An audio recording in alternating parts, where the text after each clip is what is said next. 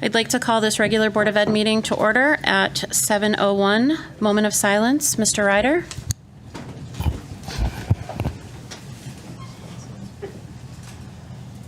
So I just wanted to take a moment of silence this week to send our well wishes out to a family.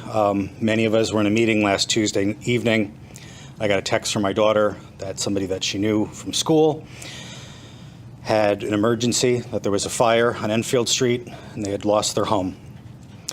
And there was actually a couple of students here in Enfield Public Schools that lived in that same house. So I took a post about an hour ago from the Enfield town manager and shared it on Enfield PTO with a link. Nobody is required to help, but if you have the means and you're able to, I ask that you go to the Enfield PTO Facebook page and you'll see the link where you can make a donation. There's also a list of some things the family could use. So if your donation isn't monetary, but you'd like to make a donation, I know that the North Thompsonville Firehouse has been a collection spot for this family. So I wanted to thank our firemen. This was a fire that was battled, I believe, by all the fire districts in our town. Everybody did get out safely, but this is a traumatic thing, both for that family and for their neighbors. And I just wanted us to take a moment to send to them our best.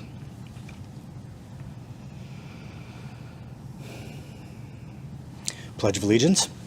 I pledge allegiance to the flag of the United States of America and to the republic for which it stands, one nation, under God, indivisible, with liberty and justice for all.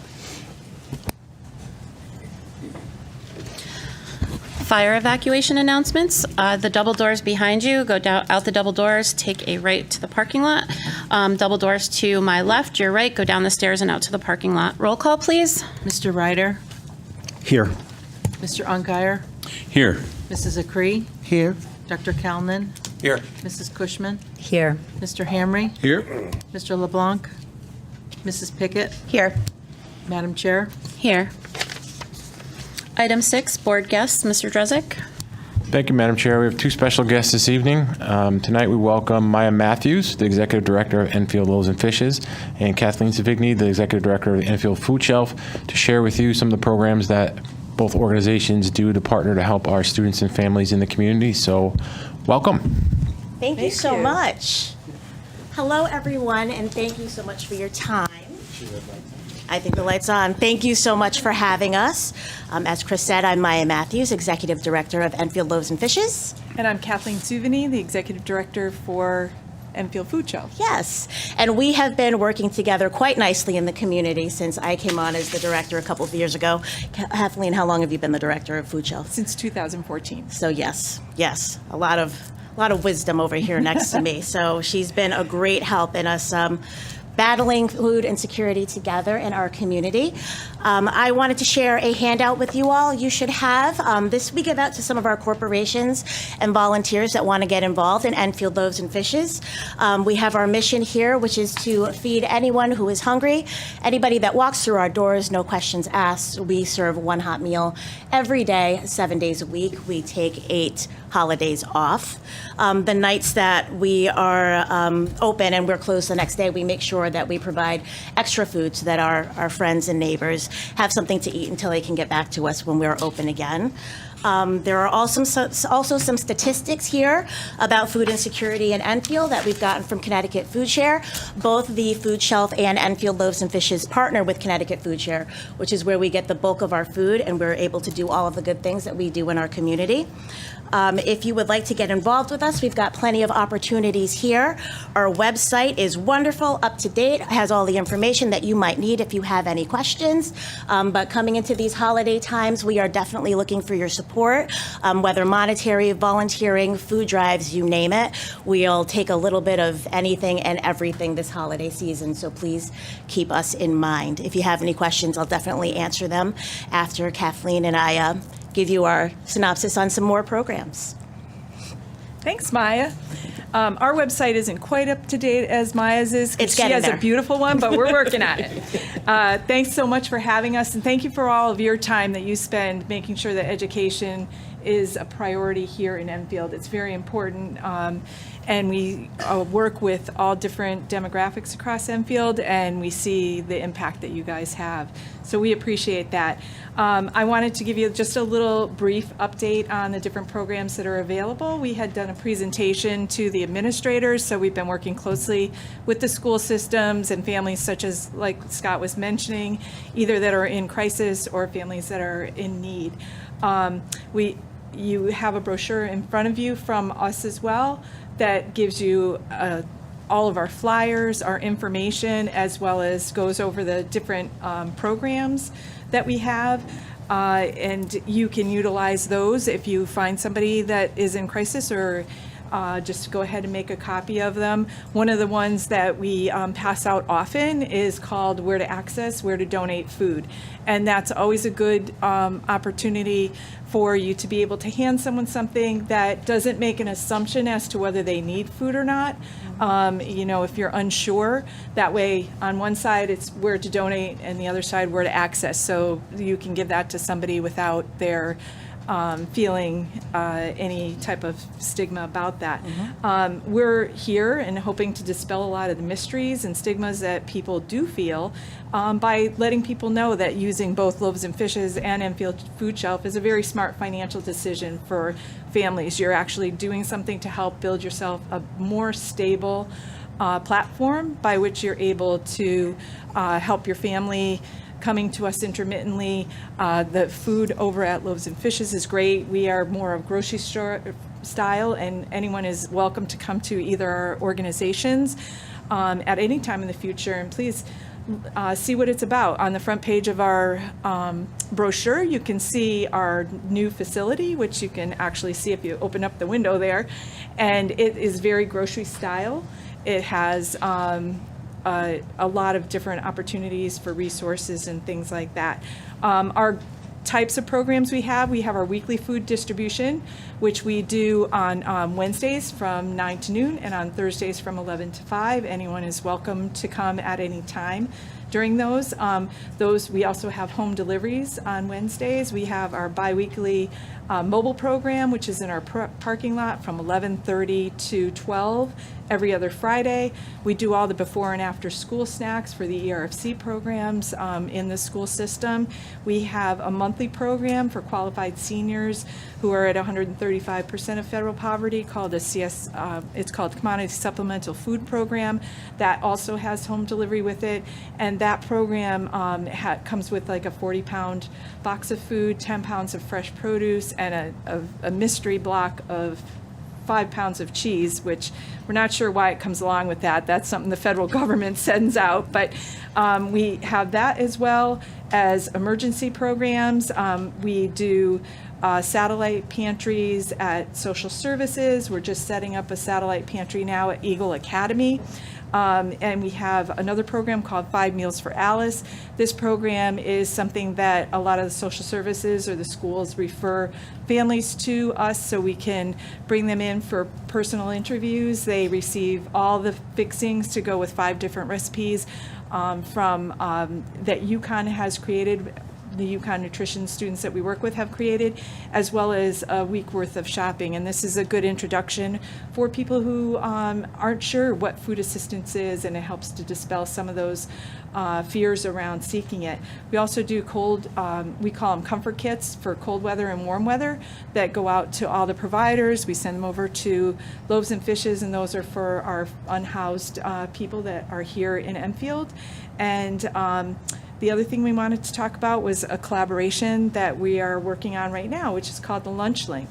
And that collaboration we did originally, it originated as anybody heard about the summer lunch bunch and things like that, probably, right? You guys probably have all been there. So Enfield Food Shelf started that in 2012, and it went through a lot of different iterations, but it's been continuously running. For all that time, even during COVID, we were doing drive-through distributions. And once COVID stopped and CRT started requiring that the lunches be served in-house and people be attending there. Unfortunately, the program was moved over to Prudence Crandall that year, and not very many people took advantage of it. There was only like 10 families or so. So one of the things we had heard from both of our families was that individuals were looking for something to bridge them from the end of the typical lunch program to the beginning of school, because you still had a couple weeks there. So we worked together in 2021 to do a 2-week program we called the Lunch Link, to link over from the traditional program to when the free and reduced lunches were starting at school. And that was incredibly successful. Over those 2 weeks, we did about 500 sandwiches out. So it was way more than we had expected. So we sat down and said, all right, obviously Thompsonville has a huge need for the program to be back here in Thompsonville. So we worked together to come up with a plan, and we went out for grants and different funding and sponsorships and things like that. And we would obtain the food, Loaves and Fishes prepped the food, and then we partnered with Allied Services to distribute the food. And that worked out incredibly well. Over the 10-week summer, we did almost 3,000 sandwiches out. So that's kind of a little bit on the history of it. And I think I kind of went into Maya's portion of that too. Which is Sorry fine. about that. It's fine. Yeah, just the recap from this past summer, because we had expanded that 2-week program thinking it was such a success and there was clearly a need. Why don't we just expand it for the entire summer and see what happens? And the numbers just kept going up every week till we reached that 3,000 bagged lunch actual mark. And we were actually really pleased with that. And because of that success, we kind of sat down afterwards and said, I wonder if there's somewhere else where there might be a need for our services, and thought we should probably just reach out to the superintendent. So the superintendent and assistant superintendent gave us some of their time, where we were talking about what do our kids do during winter break, during spring break? What happens on those long Presidential Day weekends when they don't have school for 5 days and there isn't a free lunch option there? So we would like to partner with the schools in order to put together another free lunch program. We'd like to extend that summer lunch to any extended break so that our kids have some free lunches here in town. Clearly, there is a need. We were just told that we've reached the 50% mark of our district families needing free and reduced lunch. So if we are able to help in any way, we might as well just get the ball rolling. We are very excited to make sure that all of the kids in our community are able to eat. This is our mission. We know it's important to you too. So we're going to try to launch this in the during the winter break. We already have a sponsor, right, Kathleen, to help Yes, us out we with do. some of that. And then we'll just kind of keep going and see how it goes. We think that because we would be able to get a little bit more reach by including the Board of Education with this might be a really huge success for us. And we're prepared to ask for partners, for volunteers, for people specifically to help us make this a success. And we hope that you are on board to do the same with us. We're happy to say also that Allied Services has also committed to partnering again with us to help provide some of those volunteer opportunities, but there's still other volunteer opportunities that they're there, maybe for students or For you anyone guys. else. For you guys. I had a great meeting with definitely. Johnson Memorial Hospital last week. They're buying into it as well. So we think it's going to be great for the community. We had a great response over the summer. We had Parkway Pavilion come in and Chamber of Commerce did, some activities. They did a coloring activity and a coloring contest. We had Kite, Enfield Public Library came in, the Family Resource Center. So we had a lot of different activities that we were also, even though it was a drive-through, that we were able to build in to help encourage people to have some healthy activity during the summer as well. So we hope to do that again for the more extended breaks too. Yeah. It's endless what It's- we could yes, accomplish here. The possibilities. Yes, we've got great imaginations and great support. Yes. So Thank you so much. Mr. Ryder actually asked if he could start. I had a question. So will this program that's going to expand to long holiday weekends, breaks in the schedule, will Will the food service for that be at your location or at the schools? And is your location on the Magic Carpet line? Or anywhere else that you're doing these pantries? Are they all on the Magic Carpet line, et cetera? I just want to make sure that we're Yes. utilizing our town's resources to get people Absolutely. to you. So Magic Carpet makes special stops for us during our, every hour during our regular distributions, and then they extend that for the lunch bunch as well. So depending on which days we select, they will come and do that. We hand out bus tokens for people in case they need it. We have a lot of walkers, and as we mentioned, it's a drive-through. So we actually do it at our old building at 96 Alden because it's got a perfect U shape, and we brought refrigeration equipment and everything over there, so we're able to be inside and outside as well, and it's got a nice little L shape where it's got some coverage and things like that. So that was where we did that for last summer, and it was great because that was during some of our times that we were actually distributing, so parents would come over, get the groceries, do the drive-through, and then keep going. So we hope to continue that. And it has also come up that this might be a much bigger enterprise than it was this past summer, just because of the marketing and outreach that we'd be able to do partnering with you folks. So if we were to have multiple distribution places, we could definitely do that. There's also a stop right in front of Enfield Loaves and Fishes. And I know that free lunches were being given out during COVID, where Alcorn was utilized as well. So there are definitely multiple stops that we could have if we needed them. Yeah, because during COVID, we primarily gave out our lunches at both JFK and the high school, and I volunteered at both of them, and I saw a lot of students, like, one boy would ride up on his bike, and he'd have bags, and he'd come and say how many, they needed, and then he pedaled off. And so I just wanted to make sure that we have accessibility for this opportunity. We do. Okay. Mr. Hamry? So, first off, thank you both for coming. This is a pretty good wake-up call to those that aren't familiar with the extensive need that there is, and it is extensive. I've had the privilege of volunteering at the Loaves and Fishes as a part of a larger organization. I've been there to help find clients that I've been looking for, and I've stopped in just because I've had free time. And most recently, last week, I was there because I had free time. I stopped in to help with the Thursday service and food prep, rather. And if I recall correctly, that was the day that you had the largest crowd thus far, the largest Drop-offs, service deliveries. for a meal since reopening from COVID. Yeah, it was a full house. And that speaks to the thing about 50% of our students are now eligible for free and reduced lunch. It says that speaks to what I've said in the past, both in these meetings and at town council meetings, speaking from the audience, that we are a town that is changing. We have a shift in our socioeconomic status, as demonstrated by many factors, not the least of which is the fact that there's a bigger draw on our resources in town, and that's not going to go down anytime soon, if at all. So I'm concerned about that for the cold weather season coming up. It's going to be an impact that we are going to be faced with once again. And I appreciate everything you're doing to try to get in front of it and to meet the need where it is. And I'm hoping that whatever we can do as a board, we continue to do that moving forward for an extended period of time. Thank you. Ms. Acree? Ladies, thank you for your lovely presentation, all the hard work that you do, and all the partnerships that you've created. I mean, I can go on and on after that presentation, but I just wanted to say thank you because it just shows how much you care for our community, from the very young to the elderly. So thank you very much. Ms. Pickett?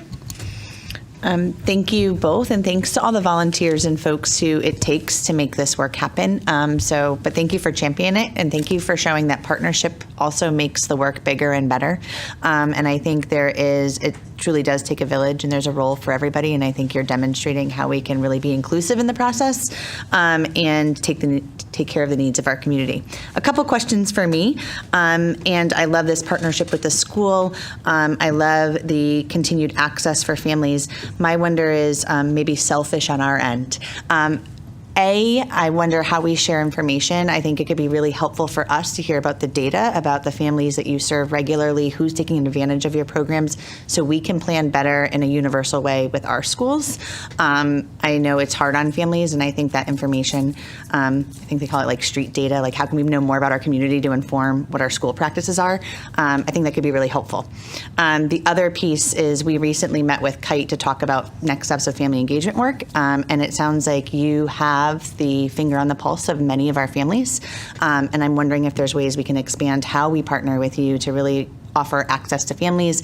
Like we're scheduling conferences, it's all online, it's hard for many, and I'm sure there are ways that we could really even deepen this partnership. So thank you. I'm excited, and I hope this is continued and deepened work. Well, I think one of the great things was Mr. Longi had us come in and talk with all the administrators in the beginning of the year, and we were able to give out our resource packets and things like that. So every nurse, every teacher, everyone is more familiar with the types of services that we are offering so that they are able to inform the families. We serve unduplicated. We have 2,700 people who came, last year. They might have come once or they might have come multiple times. And I know that Maya's numbers are very large. We're signing up 8 to 10 new families every single week, and not individuals, families. So those numbers are pretty startling for us. So I think what you can all do is help to dispel all that stigma that sometimes rests around seeking food assistance. Someone who's seeking assistance, there's nothing that they've done wrong. It's the fact that they might need new tires, they might have an unplanned medical issue, they might have an unplanned job loss, and things like that. I mean, those are the types of things that we hear all the time from our families, that they were doing fine until there was one event. And I think that's up to us as a community to let people know that it's okay to come to either of our organizations, and we really should. That's the message that we would really like to get across to people. We're all, in the same community, we're all pulling together, and we can all be a healthier community as a whole if we can get those messages across. Absolutely. And to add, for Enfield Loaves and Fishes specifically, because we don't take any personal information, we don't take any statistics from our people, it's a little bit harder. We kind of deal more in meals. So I can tell you that we're trending at about 65,000 meals per year, and it's only growing. The other interesting thing that we've seen, especially in regards to children, when I first started, there might have been 1 or 2 that were coming in with their parents. We're up to 20 a night. And a lot of these kids are just neighborhood kids coming in off the street with their friends. And once they get comfortable coming in, one of them talks to the other one. They don't feel embarrassed coming in, and they're hungry. So they're coming in to eat, and we give them some snacks to leave with. And I think to add to that, across our 9 programs, we're doing 525,000 meals. So just think about that in the scope of Enfield, that Unduplicated. Unduplicated meals that we're putting out there.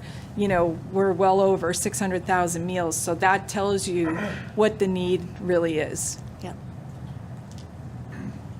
Mr. Ungary? Ladies, thank you very much. Kathleen, nice to see you again. I had volunteered some time working at the Enfield Food Shelf for a while, and I was the guy who drove the van to the various businesses, supermarkets and things that were providing food to the food shelf. It was surprising to see how much food these businesses gave to the food shelf. And it gave me a firsthand experience to see how it benefited so many people. So thank you for what you do. I want to thank the businesses in Enfield too who support you wholeheartedly and make it possible for you to do what you do. Thank you. Yes, thank you. We both benefit from that. We call that retail rescue, and we do have wonderful businesses here in Enfield that allow us to do that. One of the things that happened over COVID is that all the stores became a little bit more automated, and they're much. Our business really rests on the fact that the grocery business is very inefficient, and they're getting more and more efficient, so it's getting a little bit harder for us to get the volume in and things like that. So we've both been seeking out a lot of different resources to bring in enough food so that we have plenty of food available, for anyone in need. But we appreciate everyone who does all these hard jobs. We have a lot of hard jobs that Yes, we people do. have to do. They're certainly not glamorous, and we appreciate every single volunteer that we have and all the people who think of us throughout the community. I've had the pleasure of being able to go nationally to some conferences for food insecurity and things like that. And I can tell you that Enfield, I say this all the time, but I'm not sure people really realize how wonderful Enfield is. A lot of the things that Maya and I do, they don't happen in other towns. They don't have the collaboration that we have amongst people who are trying to help others, whether it's the warming center or regarding food security and things like that. And I just have to say that Enfield is a wonderful place. We have wonderful community here that is really very caring, and it just Yes. it helps us tremendously. So we appreciate that. We're happy to do what we do. Thank you so much for your presentation. Like Ms. Pickett said, we had sat with Kite about how we can better our family engagement. But what was most interesting about it is what some of us thought family engagement was not really the family engagement we were looking for. And this is part of the process, is making that bridge with our Enfield community. I think you coming into the school and meeting with the administrators was a great step in the right direction. I also know from Lauren Andrews that she's doing a food shelf within Eagle Academy. Yes. And it's kind of a pilot program in that you're helping her with that. Yes, we are. We have a Vista that some of you may know from the school system, Christian Piscini, and he is our AmeriCorps Vista. He helped with the lunch program, as did Lainey LeBrun, who is my former Vista, that is now our assistant outreach coordinator. And Lauren has gotten her room modified, and actually we're meeting with her this week to show her the way that we're looking to hopefully bring some food into the Eagle Academy that can not only provide food to go home with the students, but also provide them with the opportunity to learn how to shop, learn the value of food, and learn how to cook food. So That's great. we're very excited about this opportunity, and look forward to all the different things that Christian will be doing with that. Mr. Hamry? I just had a quick question. VISTA, that acronym, is it Volunteers in Service to? It's AmeriCorps. Okay, all right. I just want to make sure, because that's a program that doesn't get enough recognition as well. So You're right. I want to make sure we highlight and acknowledge them as well. Thank you. Yes, yeah, and for all you students out there, please look up the Vista program. It's a great program that not only helps you to bridge into, different learning experiences, they have also an offset to any of your student debt. Dr. Calnan? We're getting, that was a beautiful presentation. Thank you. Thank you. We're getting into the cold weather now, and I was wondering is there a way that you communicate with the Department of Social Services or the police department so that we're addressing not only the food needs, but also shelter needs? So we have a cold weather committee. I think Josh has sat on that before, and we meet now on a monthly basis. We work very closely with the warming center to Maya on the preparing meal side, and our giving snacks and different things that are easy to prepare for people who are coming in. And as I mentioned, we also have launched the Comfort Kit program, where we put together bags that have water, socks, they'll have like hand warmers, they have different snacks in there, hats, gloves, and things like that for cold weather. But then we also extended that to warm weather, where they had bug spray and sunscreen and things like that. Those are kits that we create with different companies. Farm Credit East has done it. The Women's Club just did some for us, and we put these together, and they're available at Loaves and Fishes. They're available at through all the police departments. The police officers have them, in their cars. The fire department, social services has them, and then we also have an emergency area where Colleen Scanlon, who does for any of the unhoused people here in Enfield. She's the primary social worker. We work with her very closely. We create certain bags that are very specific for hotels or for people who are unhoused that don't require cooking or don't, they have pop tops on them, you know, and things like that. So we are very aware, you know, that this is a problem and here in Enfield, and we're working very closely with Cindy Guerreri and her whole staff, whether it be through the Family Resource Center, through the different social workers and things like that. We're constantly working with them to make sure that we are providing them what they need, and they know that our, you know, our resources are available to them, so. Yeah, and so to clarify, that cold weather planning committee, every one of those disciplines is in that room Correct. weekly. So it's the fire department, the police department, the health department, the two of us. Yeah. Yep, the warming center. So we are all in touch every week. In social services, yes. Yeah, and they also have like, is it Hands on Hartford that Yes. Abrica's from Yep. too? Yeah. So, and the you know, so there's multiple We're all there. NCHR, you know, things like that. So all of those people are working together to try to make sure that we're providing a safe environment, hopefully, for people throughout the winter. I've spoken many times about being involved with the Gridiron Club and the team dinner on Thursday evenings, and we will have students come up and ask to bring home leftover team dinner to their, one student said, "Can I bring something home to my mom and my brother?" So we had started to get to-go containers and kind of just leaving them off to the side, knowing that they could take them. So I'm glad that we have different school groups that are able to help in some way, shape and form, because of what is happening in our community and the amount of the numbers have gone up with the free and reduced lunch. So I think that asking or suggesting that we grow a partnership is a great request, and I'm very happy. And I would love to see your ideas to have it grow, and the idea of our administration and central office staff to see it grow too. I think it helps too, because they're on really the front line of what they're seeing in the school buildings. And they also might have some information that they could give you, or give a specific family that may be struggling, like you said, but doesn't want to take that extra step. So I think it's really a great step. And I love hearing about stuff like this in our Enfield community. This is what makes Enfield great. And Maya and Agreed. I are always open to any ideas that people Absolutely. have too, you know, so we don't profess to be the, you know, experts necessarily, and we are very open to any ideas if people have ideas.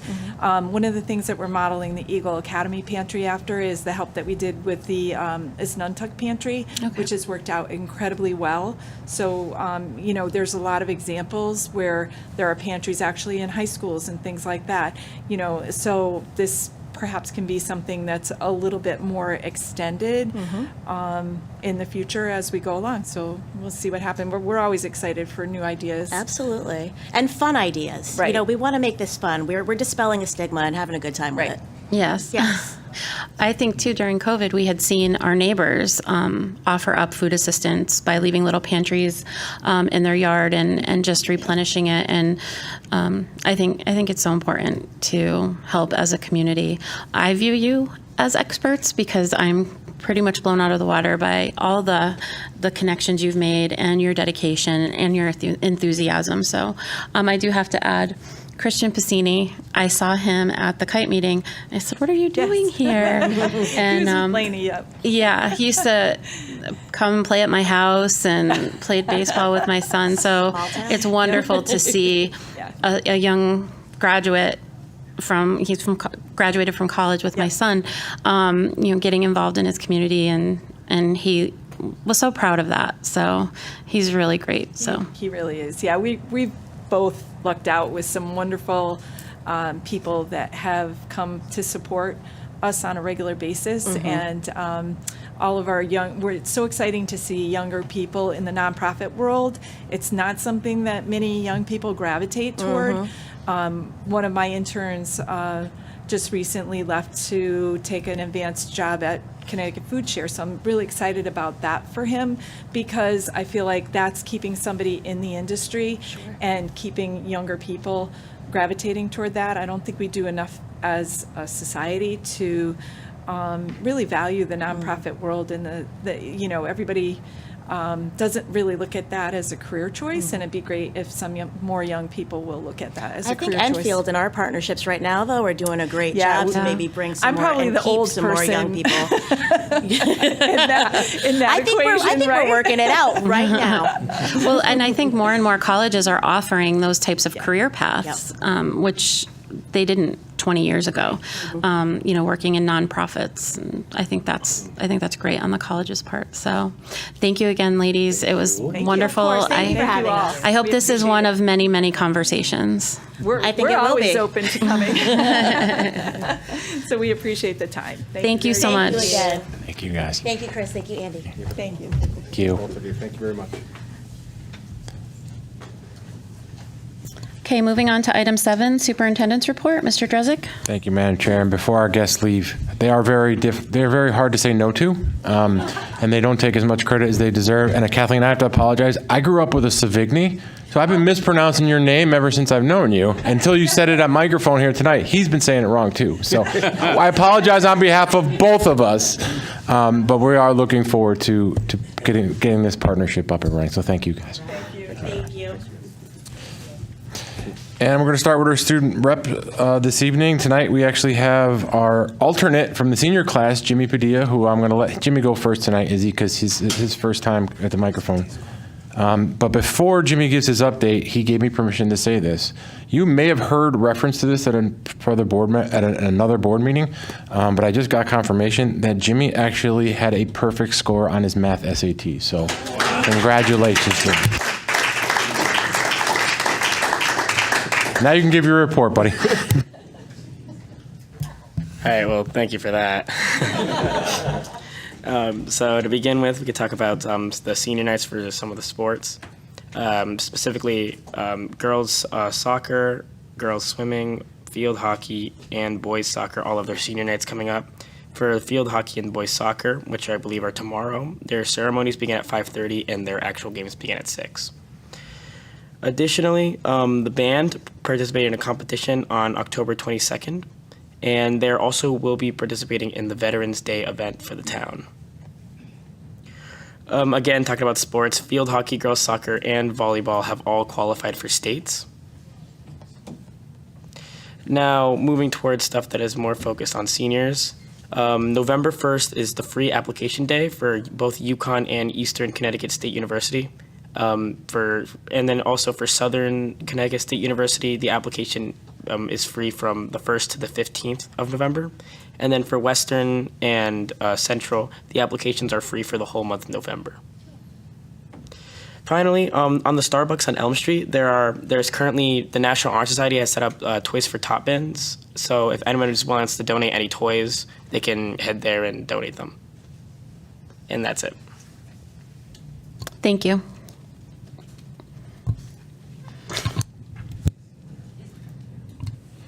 Hi, good afternoon. So, as we all know, the PSATs are tomorrow. They're strictly iPad-based, but just to remind, if you guys have like some kids that are doing the PSATs this year, do bring a pencil just in case. If they want to do like scrap paper, they can use their built-in calculators that are provided on the iPad, so there's no need to have an additional calculator. Going further on that, we have report cards that are closing on Halloween, so be ready for the tests that are coming up. I said this last time, but the NHS induction ceremony is on November 9th, so the email should be coming out on if you got in or not. Going on National Honor Society, for the Spanish National Honor Society, our SPICE fundraiser is starting and will be ending on October 31st. So if someone comes up to you with a form, it's Spanish National Honor Society. Also, picture retakes are on November 2nd for anyone that wants to retake their pictures, as well as senior portraits are coming up on October 30th. Student parent teacher conferences are coming up tomorrow at 12:40 to 1:30 because we have a half day tomorrow because of PSATs, and November 16th from 6 to 8:30. So sign up for those while you can.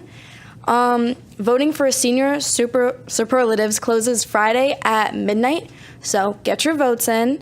And also, going on Spanish, we have a trip coming up for Spain where students will be able to apply for this and they can stay at a host families for like 2 weeks during the summer. The info meeting already happened on October 17th, but if you are really interested, please contact the World Language Coordinator. Furthermore, there is Enfield Youth Council in collaboration with our youth services. There's Drug Take Back Day on Saturday. So please, if you have any prescriptions that you are not using anymore, there is going to be a bin where you can drop them off. And if you want additional information on that, that's on our Facebook and Instagram for Enfield Youth Council. As well, we have peer tutoring forms that just got sent out for the students. So if you're interested in volunteering or your child is interested in volunteering for hours, those are there. Mr. Murray sent them out. And also, civil discourse. We just finished up our session 1, and we're looking for people for our second and third. It's basically just a session where we talk about racial inequities in the school and in our society. So we are looking for more people to do that. It's 2 days, all day. Also, November 30th, senior cap and gown measurements will be out, and blood drive is November 21st at the school. So. Thank you. There's a lot going on at Enfield High. Well, I got nothing. Just a reminder that the board will hold a special meeting on Tuesday, November 21st for the oath of office for the incoming 23-25 Board of Education. And at that point, we'll also recognize the outgoing 2021 through 2023 board members, which is you guys. A reminder, as you mentioned, tomorrow's staff professional learning day. It's professional learning for elementary staff members, and there's also conferences at the high school tomorrow. So it's a half day for students, PD for staff, and conferences at the high school. And lastly, I just wanted to make it was actually pretty apropos for the conversation that we had earlier with our guests. As Maya mentioned, and Mrs. Pickett, before you ask the question, I'll get ahead of it. As a reminder, we are back to paid lunches this year, with the exception through additional COVID money that the state is monitoring. No local funds are going to it. But if you are eligible for free and reduced lunch, those are all free for this particular school year.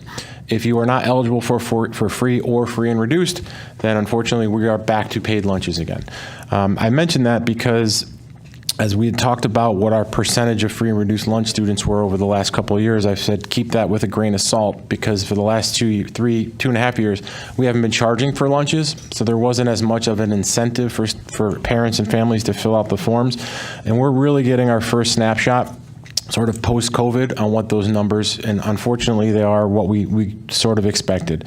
At this point in time, we are just shy of about 50% free and reduced lunch across the district. And I think it's important for the board to know that, because particularly if it's free or reduced, right now that's everybody. So half of our kids right now are getting fed at school for free. I say that as we speak, that number, because we are still accepting applications for certain families throughout the month of October. But even though there are new applications in there, that number will not go down. The only thing, there's outstanding applications that have to be processed right now. That number can only increase. And obviously, if people are submitting, the likelihood that number will increase. So I would not be surprised if we surpass the 50% mark for the amount of students that we have that are eligible for free and reduced lunch. And as a reminder, we throw that out a lot. And I think during the KITE meeting, it was suggested that we don't talk so much in inside baseball terms. So keep the buzzwords on your side tonight, Mrs. Pickett. Sorry, I had to. But sometimes we use that free and reduced lunch form, lunch designation, and people at home may not know what that means. That's income-based. So, and it varies based on what your family income or household income is and relative to how many people are in it. And it's not a very high bar, considering the world that we live in today. So for someone to be eligible for reduced or free lunches, it's all based on what families' household income is. And the reality is half of our kids qualify for free or reduced lunch at our schools. I think Mr. Hamry mentioned this during the last segment with our guests, and we hear this a lot in our travels, and Andy and I hear this a lot because we've been here a while. I remember when we hit 20% as a district.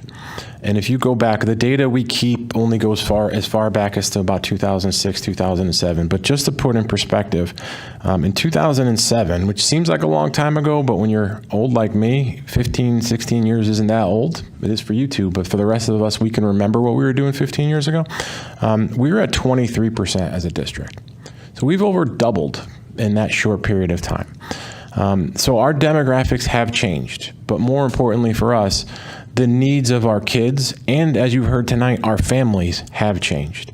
And that requires us to change with them. So a lot of the things that we've talked about over your term, and I think it's relative to say tonight as this Board of Ed signs off for their term. And I don't know who will be sitting up there in a few weeks from now. Some of you will, some of you will not. Some of you may be in the audience, some of you may be watching at home. But I think it's relative for everyone who might be occupying those chairs to understand what our kids are and the needs of our kids and our families are when we take these very responsible jobs that we all sit in. I think it's also important to recognize and say it now, because we have time to plan. But as I stated earlier, the kids who are eligible for reduced lunch right now are getting it free. That's for this year only. And there's a large portion of our student body right now that's depending upon free meals because they don't necessarily qualify for free, but the state is making an exception. That's a real issue we're all going to, whoever's up here, we're going to have to address come next September, because there's one thing I can promise you. They're still coming to school. And some of these kids are going to be hungry, and we have to be prepared. That's why partnerships with Loaves and Fishes and the food shelf is so important. So it's a bit of a somber note. As you said, Andy and I were talking about it, remembering when we hit 20% as a district years ago, and the fact that we're now at 50% is pretty telling about how our demographics have changed. But that's not necessarily a bad thing. And we talked a lot about this evening about stigma, and talking about it in a sense that this is some sort of drain on our system or drain on us. It is not. These are our kids. These are the needs that our kids and our families have, and we have a responsibility to meet our kids and our families where they are. So that, I bid you adieu on this particular board's term, and that will conclude the superintendent's report. Thank you, Mr. Drezek. Audiences?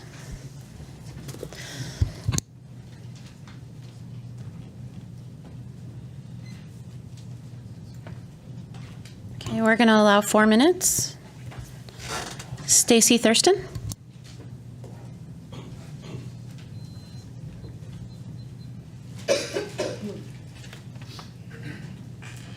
You didn't think I was just here to say hi.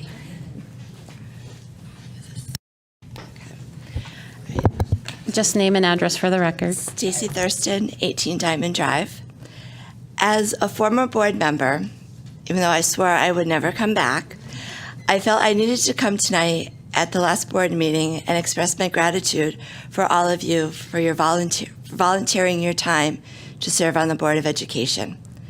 I served with many of you, so I know firsthand that this is, at times, a thankless job, and I wanted to publicly express my appreciation to all of you for your time and dedication. I came tonight because in a few weeks, we may have a completely different board, and I wanted to thank you while you are all still serving. Those of you who know me know I do not like politics, one of the reasons why I left.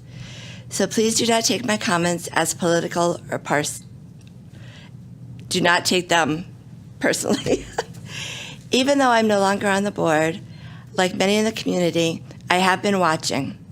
I served with some of you for many years, but the person I served with the longest was you, Madam Chair.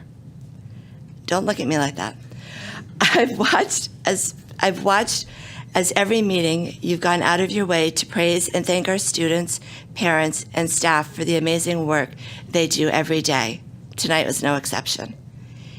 Even as the face of criticism and ridicule that you received often, your unwavering support for our staff has a direct impact on our kids. Now, as a member of Enfield Public Schools, I can say that I see it firsthand. And I'm very proud to say that I can tell the staff in my school that I know that our chairperson has our back, and she is there to support us. I would never speak for my colleagues, but I will say that there are many Wednesdays that I will go into the school and I will hear somebody say, "Thank God that we have Tina." I know you don't do this for recognition. I've known you a long time. But I also know that I'm making you very uncomfortable, but you're going to suck it up. But this is something that needed to be said, because you do go out of your way. And the kids that I work with now, especially the little girls, they now have a role model. They have somebody to look up to, and they can say, you know what, I can do this. I can be in charge. I can run a school district. No offense, Chris. But it needed to be said. And I am very proud that I was able to serve with you the many years that we did. It wasn't always easy, not at all. I'm very lucky to call you my friend. And I wish all of you the best of luck. I don't know what's going to happen in the next couple of weeks. Some of you may be retired like me, with my hot tub and my glass of wine, which I love dearly. And you're always welcome. But I just wanted to let you know that we are watching. We are very proud of you. I'm very proud of all the work you have done. I miss you all very much, but I'm staying out of retirement. And good luck, and I will see you in the next board. Thank you. Thank you. William Delaney?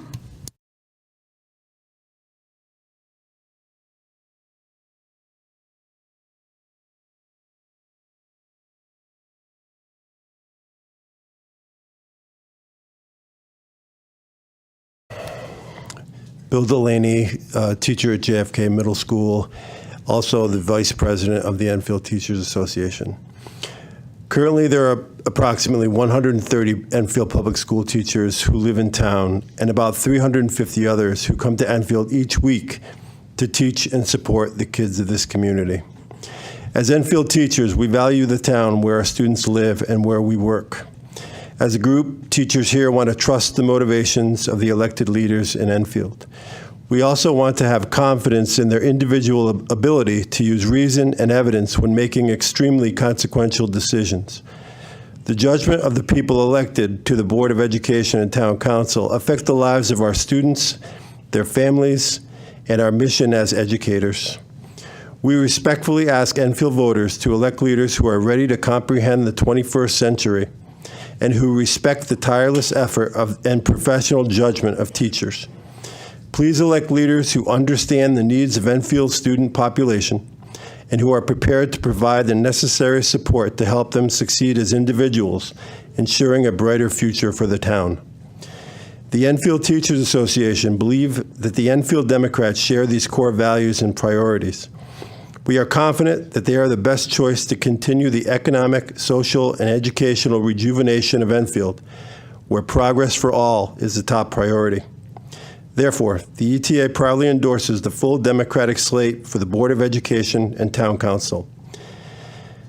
The Democratic Board of Education candidates, Ms. LeBlanc, Mr. Ryder, Ms. Pickett, Mr. Hamry, and Dr. Callan, are all running to serve another term so they can continue the important work of extending educational opportunities for all, so all students can realize their dreams. This team has a proven record and has been a catalyst for positive research-based action. They've also been a firewall against incendiary, counterproductive, ideologically based false narratives concerning the Enfield Public Schools, propagated by a small but vocal group who have been working in concert with some, and I say some purposefully, some of the opposing political party. Irresponsibly maligning the very people doing the hard work of education will not produce positive change. By contrast, this experienced group of Democrats will raise standards in our district with knowledge-based solutions and will problem solve by listening to all constituents and stakeholders, students, parents, residents, administrators, and teachers. Please elect this pragmatic group of Democrats who are truly committed to supporting and improving the Enfield Public Schools. The Democratic team on the Town Council, Mr. Gusatti, Ms. Sakala, Mr. Santinella, Mr. Despard, Ms. Mangini, Ms. Montefort, and Mr. Renault and Ms. Holovich are a team of experienced council veterans and enthusiastic newcomers. Their diverse chosen professions, law, education, business, counseling, labor relations, community building, in both the public and private sector, are a tailored fit for the responsibilities of the council.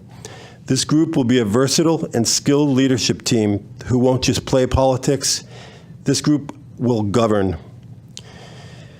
The Democratic majority will continue to lead and take great care with the impactful decisions they will make for families in the great town of Enfield. Please join your neighbors on November 7th and vote for the Democratic team. This talented and thoughtful group of people will be responsible leaders and will help repair the divisions amongst us. They will work across the political aisle and face our challenges head-on to achieve what we all want: progress for all and a stronger Enfield. Thank you. Thank you. Maureen Griffin?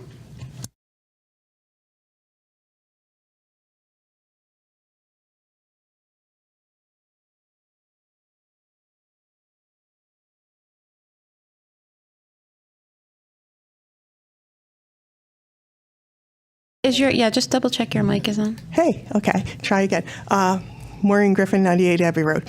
The presentation made by the two ladies from the food services in town, and what Mr. Drezek said about our student body hitting close to, and most likely going to exceed 50% of free and reduced.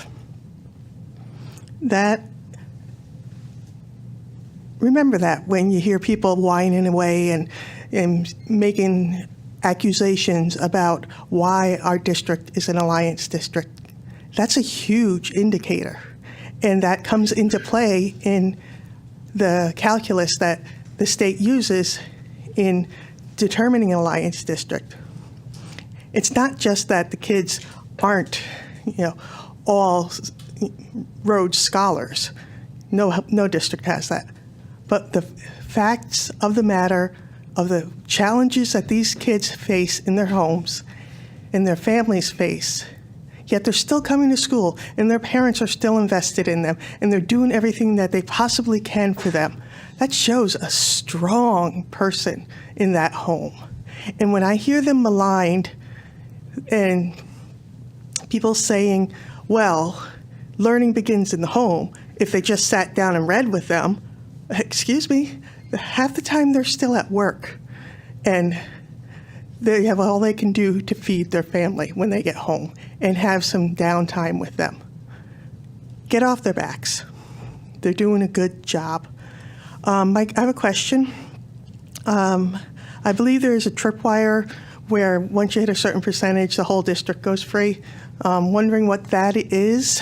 I know that it never comes up as a child is going up to get their lunch, what their status is. Kid comes up, they're going to get fed. And that's the way it should be. But it would be nice to know what that tripwire percentage is.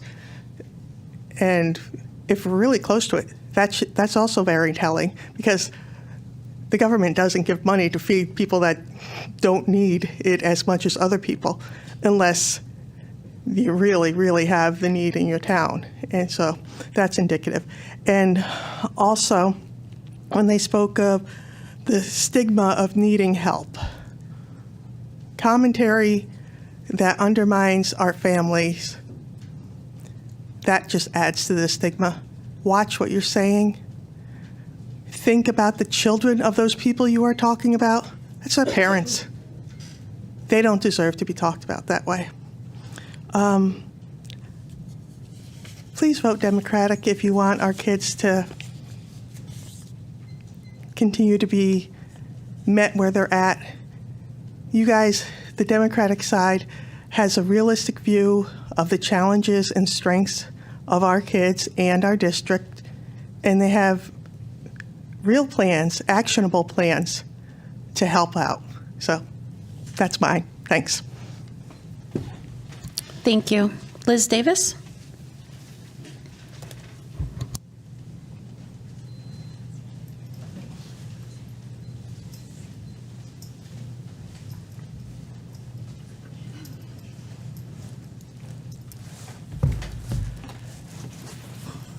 Good evening.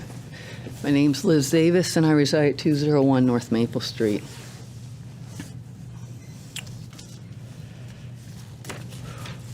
There's so much to talk about, but I guess we'll cover just a couple things. One I want to cover is I'm watching a lot social media and people talking about the Alliance District and how we just occurred all this in 2 years of the new majority. Do we really believe that? Come on, Enfield. We're smarter than that. We're more educated than that. Okay? You had Republicans in charge for 16 years. When you don't fund an education, you don't fund projects. I was sitting on the town council knocking my fist right over here on that because we had teachers that was allergic to mold, and we had moles in our school. The Republicans weren't fixing things. So people need to see that. And another thing I want is a couple things. This is just amazing. So this comes in, and it's a master plan, so it's the same federal, state, or town. Politics are nasty, dirty, no matter where they're playing it. When you look at this master plan to take your rights, right? Gun-free zone.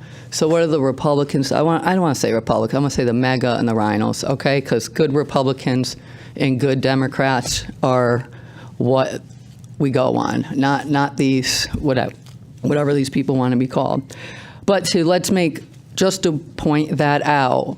There has been no laws taking anybody's gun, but I will tell you, after serving 24 years, 3 combat zones, there's more laws on my body than there is on these guns. That's what the Republicans have done. So we can keep playing with the lies, going along with them, and just keep going back and back in time. Another thing, since this is the Board of Ed, I want to educate a little bit more. This flyer came to my house, hog wild. This is what they waste your money on for mailers.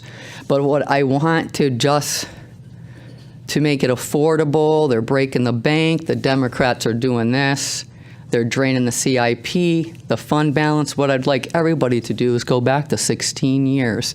Watch the meetings, especially the budget meetings, and watch how much the Republicans have drained our CIP account. Remember, I was on the town council, so I know what they did. Our fund balance got drained. They're the ones that had the pet projects. That's why our schools were falling apart.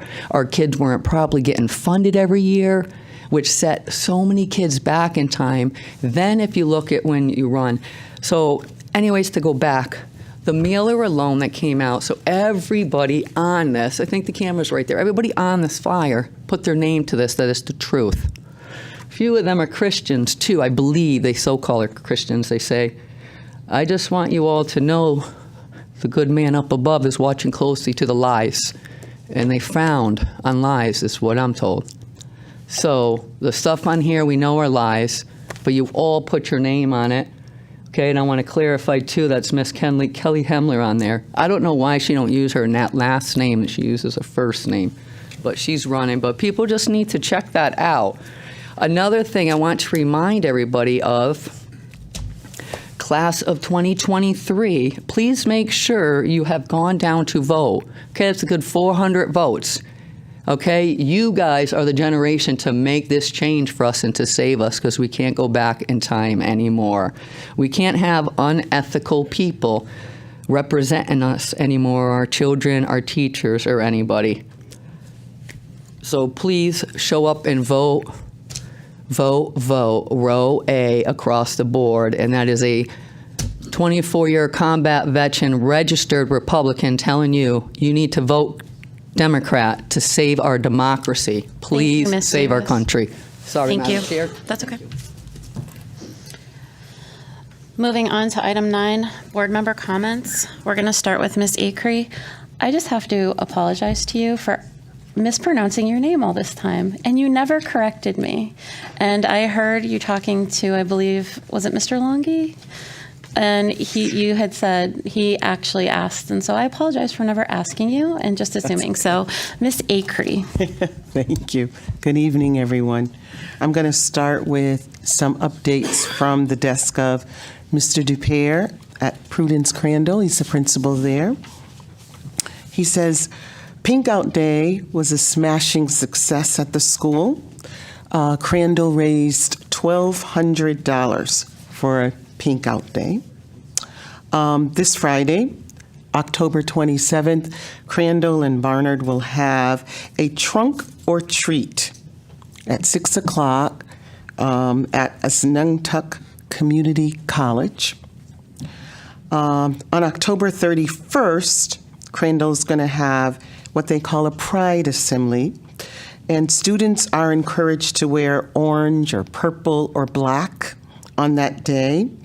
And for Crandall, when they say Pride Assembly, they have these monthly, it's an acronym for characteristics of patience, respect, integrity, determination, and engagement. So students receive awards. Certain students will receive awards at that assembly. So those are great characteristics for our students to have in this community. Mr.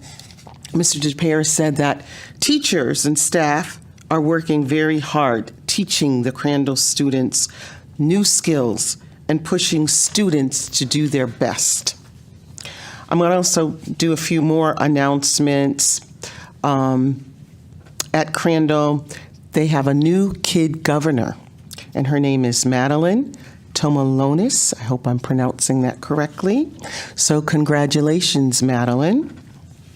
The fourth grade students in STEAM are learning about simple circuits using potatoes as batteries. There's also a clothing drive happening at Prudence, Crandall, and Barnard. The nurses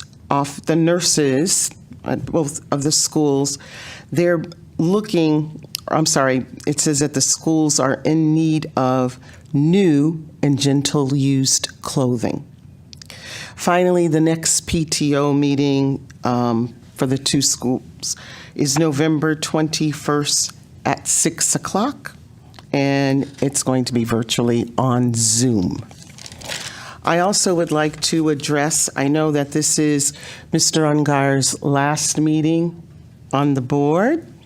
I just want to say, John, I've had a great experience serving on the board with you for the last 2 years, serving the school community and working towards goals, for our Enfield students. I do wish you good luck in your future endeavors, and you'll be missed. So thank you for your service. Thank you, Ms. Acree. Dr. Kalman? Okay, so I brought a guest. I'd like to introduce you to thank you. I'd like to introduce you to Bernie the Bear, whom I had the privilege of having coffee with at the second annual Sparkler Conference this morning. Bernie is here to make sure that I mention the importance of play in nurturing healthy children. Play was one of the hot topics of the conference, and the reason I'm talking about the conference is that Kite was very, very well represented at it. In fact, one of our family resource people, Aaron Grimes, led a breakout session. So Enfield is really, really at the tip of this movement. It's particularly important for infants and young children to play for two reasons. One, it's the primary way for infants and young children to learn about their world. And two, Interactive play strengthens and deepens the connection between the child and the most important people in their life, especially the primary caregivers. Sparkler is indeed a revolutionary way of conducting developmental and social emotional screening, but it also provides developmentally appropriate games that the child and the caregiver can play together. One other piece of good news about the Kite Sparkler initiative. As I just mentioned, Sparkler is the app that enables parents to complete developmental and social emotional screening in the privacy and comfort of their own homes while sharing the results instantaneously with child development experts. For the first time in Enfield, Sparkler is being tried out at one of the town's pediatric practices. This will help to establish what I hope will be the beginning of the widespread use of this app in pediatrics. Currently, only a few other practices are using it in Connecticut, so Enfield is again assuming a leadership position in early childhood health, thanks to Kite. So the Enfield Public School System has been partnering with Kite on a family engagement initiative, which you already heard a little bit about, which was facilitated by the Gesell Institute and involving a study looking at family engagement with the Enfield Public School System. The person responsible for conducting the study is Peg Oliveira. I've mentioned her on numerous occasions last year. And on October 16th, she presented her results to members of the Board of Education of Enfield Kite and the Office of the Superintendent. So briefly, I'm not going to review the whole meeting. It would take forever to do that. But briefly, the discussion touched on reasons why family engagement is so important, also barriers to engagement, and the 5 goals of a family engagement initiative. So there are 5 goals. 1, ground strategic planning in an evidence-based family engagement framework. 2, revise family communications to reflect feedback gathered. Number 3, increase opportunities for family involvement. 4, bring families into the decision-making process about real issues. And then finally, number 5, assess all family engagement initiatives through an equity lens. So the presentation was really quite exhaustive and exhausting actually, and involved a highly animated discussion amongst all of those attending. I think there was a general consensus that this plan should serve as a blueprint for engagement strategies moving forward. I have one reservation. And I want to make it clear, this is not a criticism of Ms. Oliveira's really excellent study. It's just a concern. A few months ago, Maureen Griffin advised us at one of our Board of Education meetings that we should try to understand the challenges facing our children and their families within the framework of Maslow's hierarchy of needs.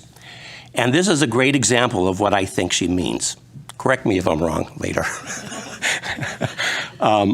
Maslow tells us that our needs are arranged in a hierarchy, with the most basic and compelling needs requiring immediate and urgent attention before we can move on to satisfying higher needs. Before we can meet our needs for social acceptability, for example, we must first satisfy our need for shelter and food. And we got a good lesson on that this afternoon. This evening. Early. The highest needs of all involve those that make life meaningful and valuable. Maureen, those are the B needs.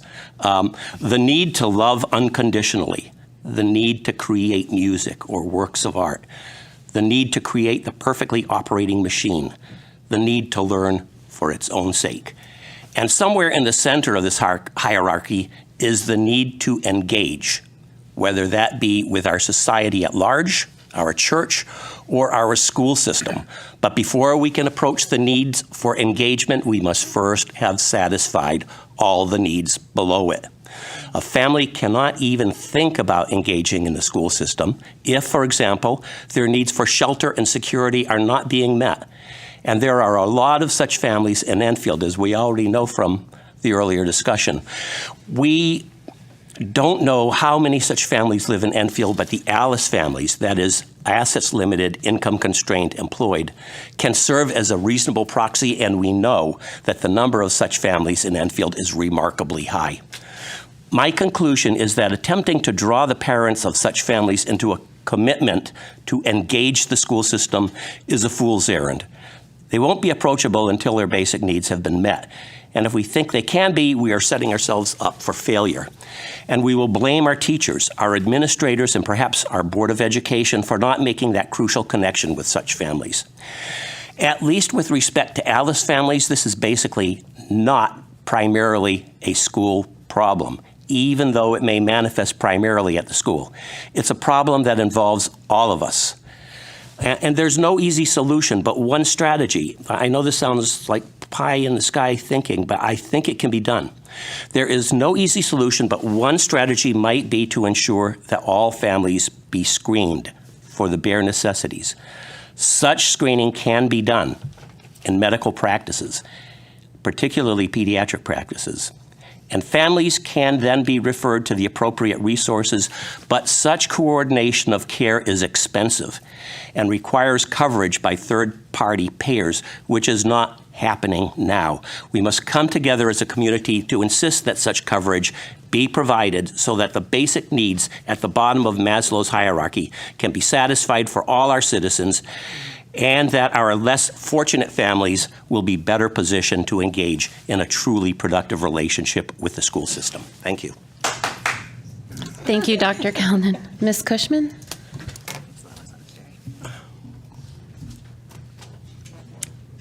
Had I known at our last meeting that it was Jonathan's LeBlanc's last meeting, I would have expressed appreciation. I kind of to feel him. like he might have done that on purpose. Yeah, I don't know. We all That's- found yeah. out right before Yeah, the meeting, so. and we didn't know. So, but knowing that this is Mr. Ungires, I just did want to express appreciation for the commitment and the time that you took to serve our community, and for the hard stand that you were willing to take and speak out on behalf of our youth and students. I appreciate that. But I also did want to address, in reviewing the minutes from our last meeting, I was reminded that one of a fellow board member had brought up again the issue of banning books, as if that was a discussion that started about a year ago, and simply came from a desire to have objective guidelines for our book selection, knowing that in our district, resources are limited. We can't own every book. We don't have the shelf space for it. We don't have the resources to purchase them, and nor do we have the time to read them all. So the hundreds of thousands of books that are in print, certainly if we can only have a couple thousand, it doesn't mean we've banned every other book. It just means we don't have the space, resources, or time, and we want the very best for our youth. And so it's really dishonest and misleading to call it a book ban. And as it may be no surprise that these cases are finding their way to courts. And it's just interesting to see how the Supreme Court is ruling on such cases and what their language is in their settlements. This case actually is from 1982. The Supreme Court ruled on the case of Board of Education versus PICO. While in its ruling, the court wrote, a book cannot be removed because of the ideas expressed therein. It went on to say that removal of materials may be based on lack of educational suitability of the library material, lack of appropriateness for minors, such as sexualized content, or for pervasive profanity or vulgarity. It need not rise to the levels of obscene material or material that would violate criminal law in order to warrant replacing the material with better options. And I believe having guidelines would indeed replace material that may not be up to the level of appropriateness that we'd like to see, with better options.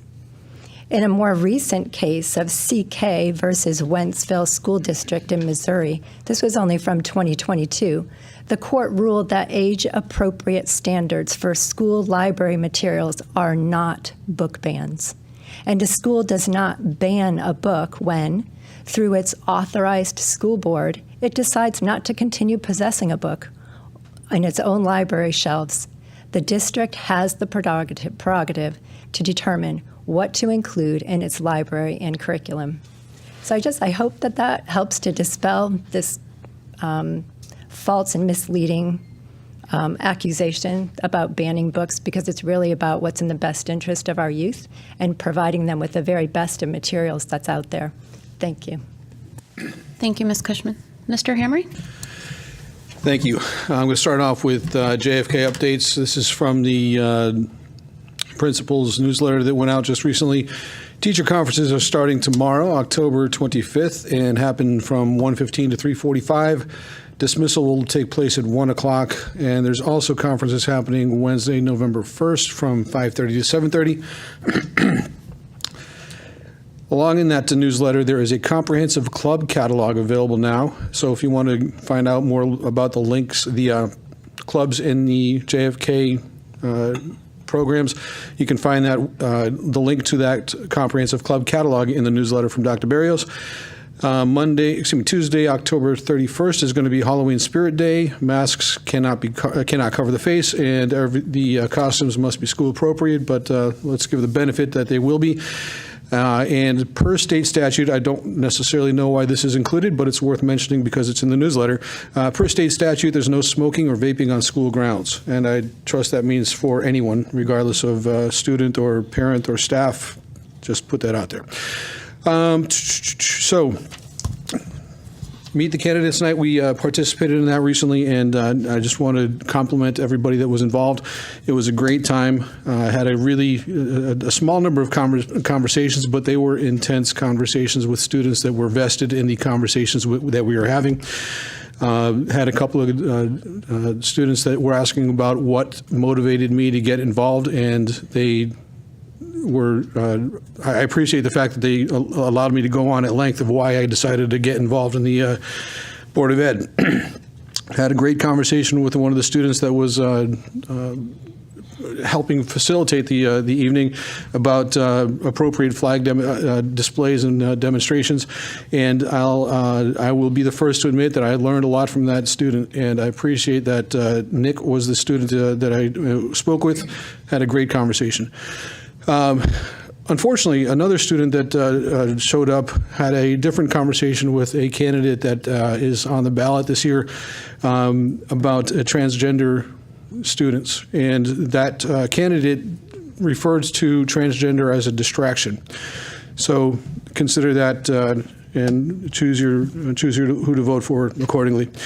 50% free and reduced it's amazing. It's staggering, and that the numbers have grown so dramatically in such a short amount of time, the last decade or so, it's eye-opening.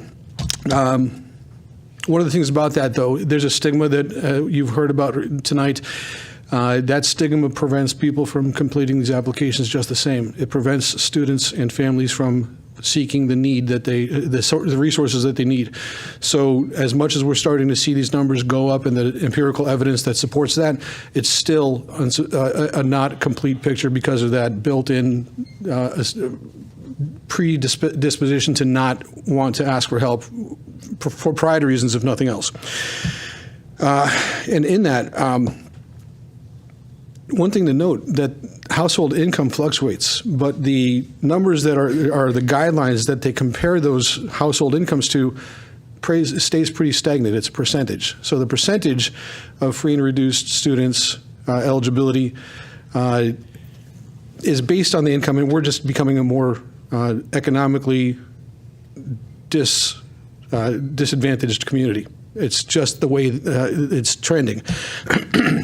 It's worth noting I had a question asked of me recently about the reorganization that happened 12 years ago, about why Alcorn was closed, and they reminded me, that question reminded me of the 3 reasons that was given why Alcorn was closed. And a lot of the people in this room were in those conversations, heard the same answers I did. So just to remind, because it was simple trivia at that point, Alcorn was closed because it had no bonding left on it. There was nothing to pay back to the state in the event that it was not used for educational purposes. It was a cost-saving measure. The entire reorganization was discussed and presented as a cost-saving measure. That never came to be. And the third one is that Alcorn was a racially imbalanced school. This district had faced some fines from the state because it didn't address the racial imbalances that were evident at Alcorn. And the racial imbalance that was at Alcorn was solved when they closed Alcorn and distributed those students to the rest of the remaining schools. So what they didn't acknowledge at the time was that closing any other one school would have solved that same imbalance by distributing those students to Alcorn as well. So Alcorn was closed as a way to take the neighborhood schools out of the neighborhood that needs it the most. And I really don't like the fact that we have a continuance of resources and services that might seek to take them out of the town, the area of town that needs it the most. I want to reiterate what I've said in the most recent board meeting, that town council has the responsibility of opening up the town charter next year, and I would encourage the town council members to that are in position at that time to consider opening up the Board of Education candidacies to residents that are not politically affiliated, so that there's no partisanship or limiting the partisanship on this board as much as possible. I do believe that will be a much more fair representation of the town and its families. Natalie still needs a kidney. If you are following along, there are signs across town. Natalie needs a kidney. Pay attention to that, and if you can step up and help her out, she'd most certainly appreciate that. I didn't have the opportunity to thank Mr. LeBlanc last month, at the last meeting rather, as we heard. He bolted early, didn't get a chance, and I did mention it to him afterwards that I was going to be remiss if I didn't mention it here. So there you go, Jonathan. It was nice to serve with you. Dr. Callanan spoke about Alice families. I hate marketing for social services type things, but that's what we're looking at with the Alice's family. It's a branding kind of thing, but if you really look at it, asset limited, income constrained, employed. These are the families that are working. These are not people that are just leeching and usurping services and taking advantage of opportunities and whatnot. These are the families that are doing what they were expected to do and still suffering and still struggling and still grinding every day to get through. So it's good to have conversations about that and sans the stigma that goes with that as well. I don't know who that last comment previous to mine about the book ban was referring to. But I could probably guess. That book ban conversation started a little over a year ago or 2 years. I don't know. Can't even tell anymore. But it all started even before I sat on this dais. It started prior to my taking the oath to serve this community. It started in October of 2021, if I recall correctly, when the policies were at risk, that the policies protecting LGBTQ concerns and military family concerns were at risk by the same person that says we're not trying to ban books. So as we took this board, as we became this board, and I was able to sit on the policy committee with Mr. Ryder, we were able to create that firewall to protect our policies, our students and our families with policies that are there for a reason. And to suggest that it's not a book ban, that's fine. Let's not call it a book ban, but to call it what it is a second guessing of our staff, of our policies that are in place to ensure that age-appropriate books are given to the students that are looking to read them. And course required materials is one thing, optional reading is another. A student should be able to access a book that might make them uncomfortable, that would most likely make their parents uncomfortable. That's the nature of learning. That's how students learn. And it would be incredibly distressing if any policy was put in place that limits the ability for a student who wants to learn, wants to read a book, to not have access to that book in the district that they're educated in.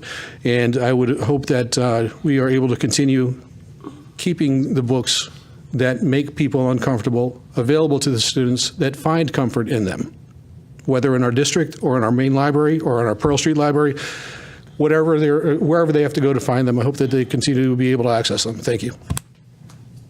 Thank you, Mr. Henry. Mr. Ungar?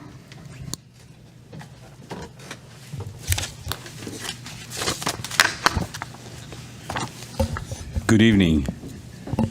Well, as many of you now know, this is my last Board of Education meeting, and having grown up in Enfield and attended school in Enfield, makes holding this position on Enfield's Board of Education all the more meaningful. It's been an honor to serve the Enfield community and to serve the Enfield Public Schools. And I'm going to be moving on to other adventures in my life, but my departure from this board will permit others with an opportunity to serve our community. And I wish you all well. Now on to something else. A true story. One evening, the mother of a young family had to leave home to attend a meeting, which left the father and his young 10-year-old son together for the night. So while mom was gone, they decided that they were going to watch a movie together. But what to watch? They kicked around a few ideas until the son suggested that they watch this scary movie, Arachnophobia, a movie about a bunch of aggressive spiders that take over a small California town. Well, the father wasn't sure about the movie and thought that it might be too scary for his young son, but the boy assured his father that everything was okay and that there was nothing to worry about and that he was really going to enjoy watching Arachnophobia. So after watching the movie, the mother came home and soon it was time for good night and everybody went to bed. But about 2 o'clock in the morning, the parents were awakened by the cry of their sons coming from his bedroom. The father came into the boy's room and he sat on the edge of his son's bed and found him shaking and crying from fright. The father asked his son what was wrong, and his son said that he was having nightmares about spiders. The father said to his son, "Hey, you said everything was okay and that there was nothing to worry about." At which the young boy looked at his father and said this, "I'm just a kid. You're the adult." At that moment, the father realized that he had made a terrible mistake. And so he learned an important and valuable lesson that night at his son's expense. And that lesson was simply this: kids don't always know what's best for them.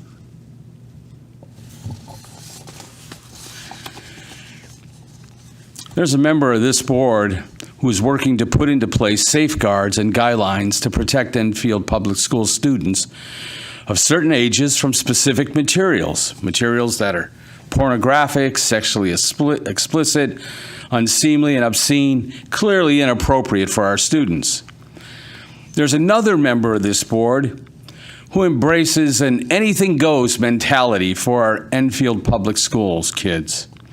This member has even gone as far as to advocate for the removal of board members who support placing safeguards on inappropriate materials. Yes, for this board member, it's anything goes for Enfield Public Schools. Well, that anything goes mentality goes far beyond just terrible bad judgment. This anything goes mentality is dangerous. This mentality displaces common sense and is dangerous to our Enfield public school systems. And I have full confidence in the residents of Enfield that they will soon hold this anything goes board member accountable. In closing, I want to say how much I deeply appreciate and respect the Enfield Public School teachers. They are the tip of the spear. They're the ones who are in the trenches working daily to see that our students get a quality education. We don't completely know all the challenges that they face every day or the joys that they must feel when they see their students grow and when they see their students actually get it. And so to our Enfield Public School teachers, I say thank you. Thank you for all that you do. And finally, I want to end by thanking the Enfield Republican Town Committee who nominated me for this Board of Education position. And I want to thank the residents of Enfield who elected me to this important position. Thank you. Thank you, Mr. Ungary. Ms. Pickett?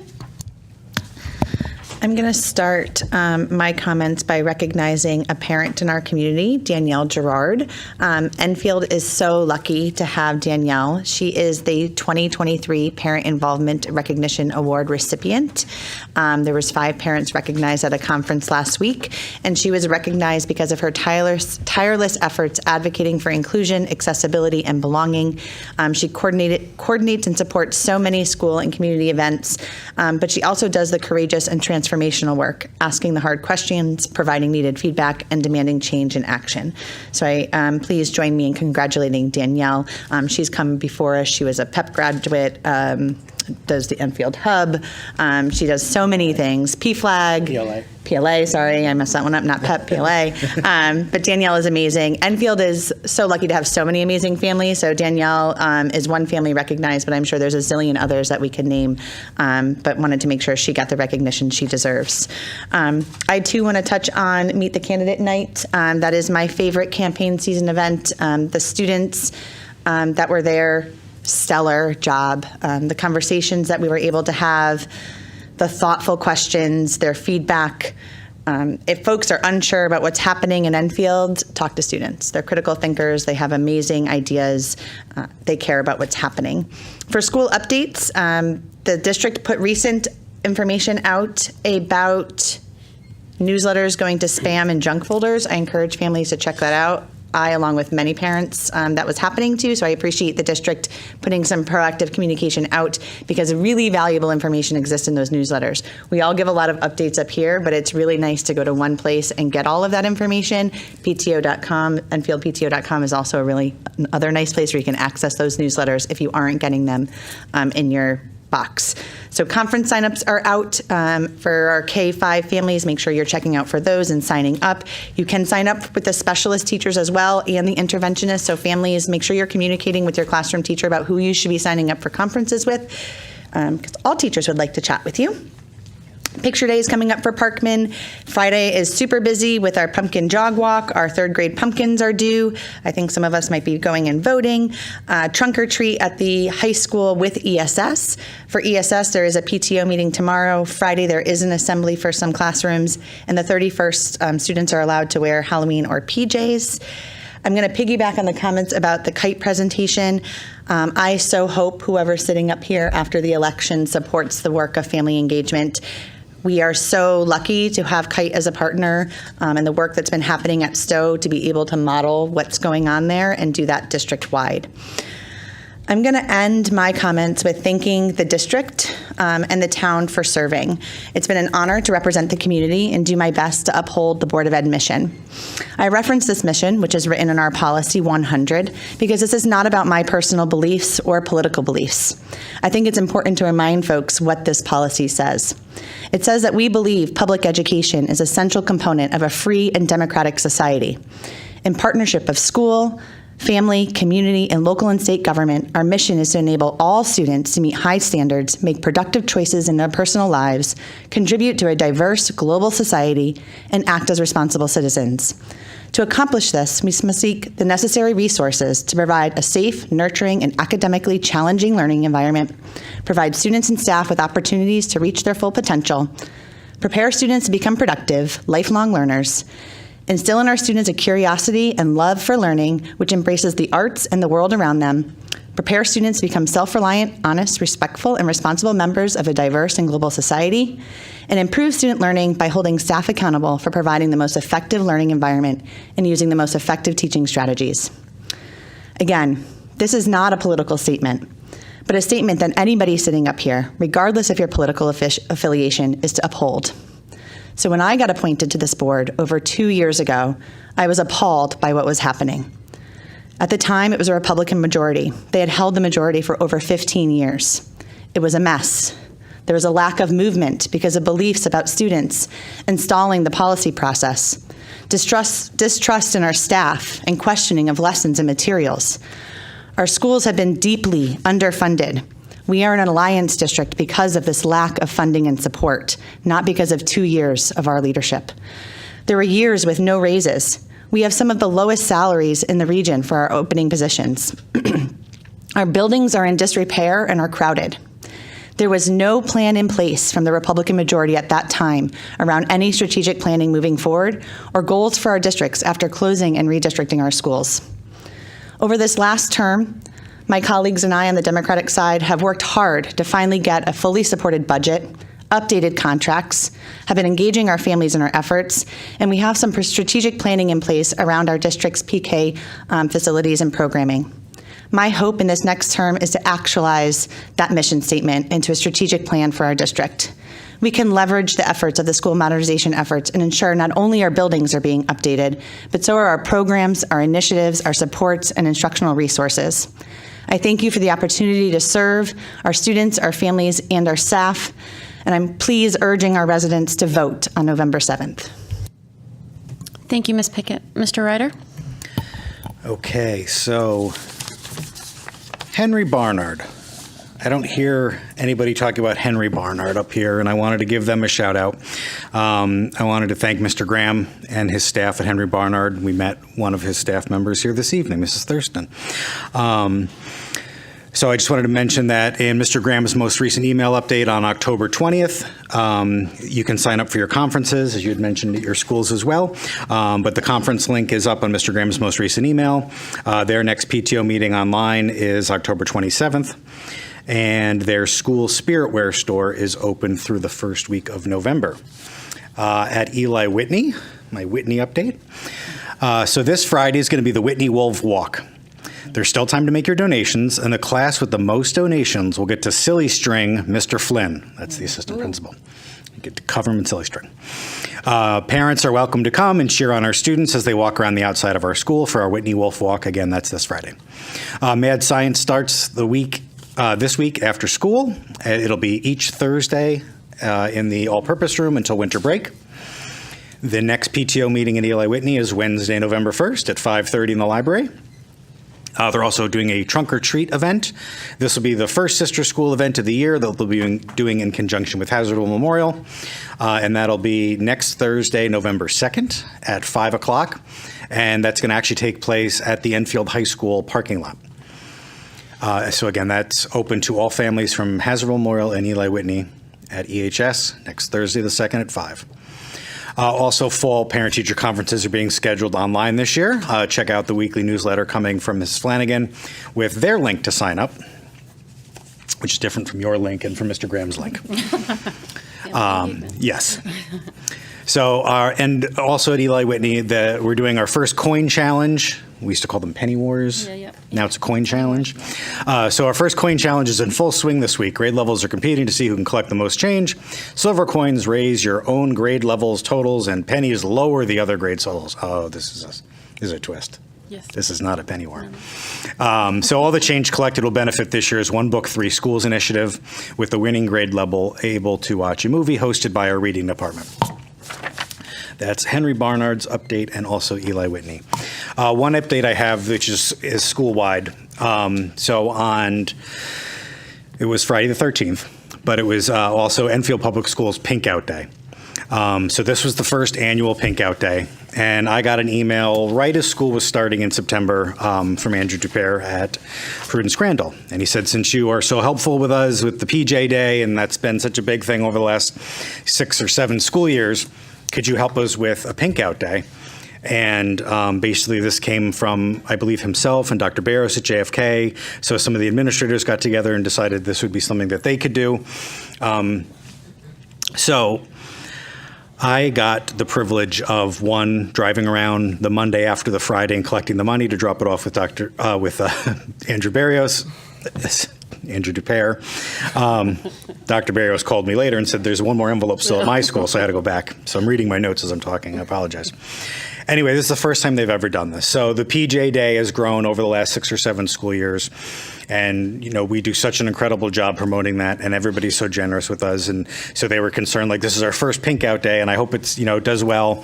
They did amazing. So they initially had set a goal of raising $1,000, which they blew through just on online donations alone. So they had pushed the goalpost back to about $5,000. And I said, well, it is still our first one. But I'm very pleased to report this evening that we came in just under $4,000 with our first ever Enfield Public Schools Pink Out Day.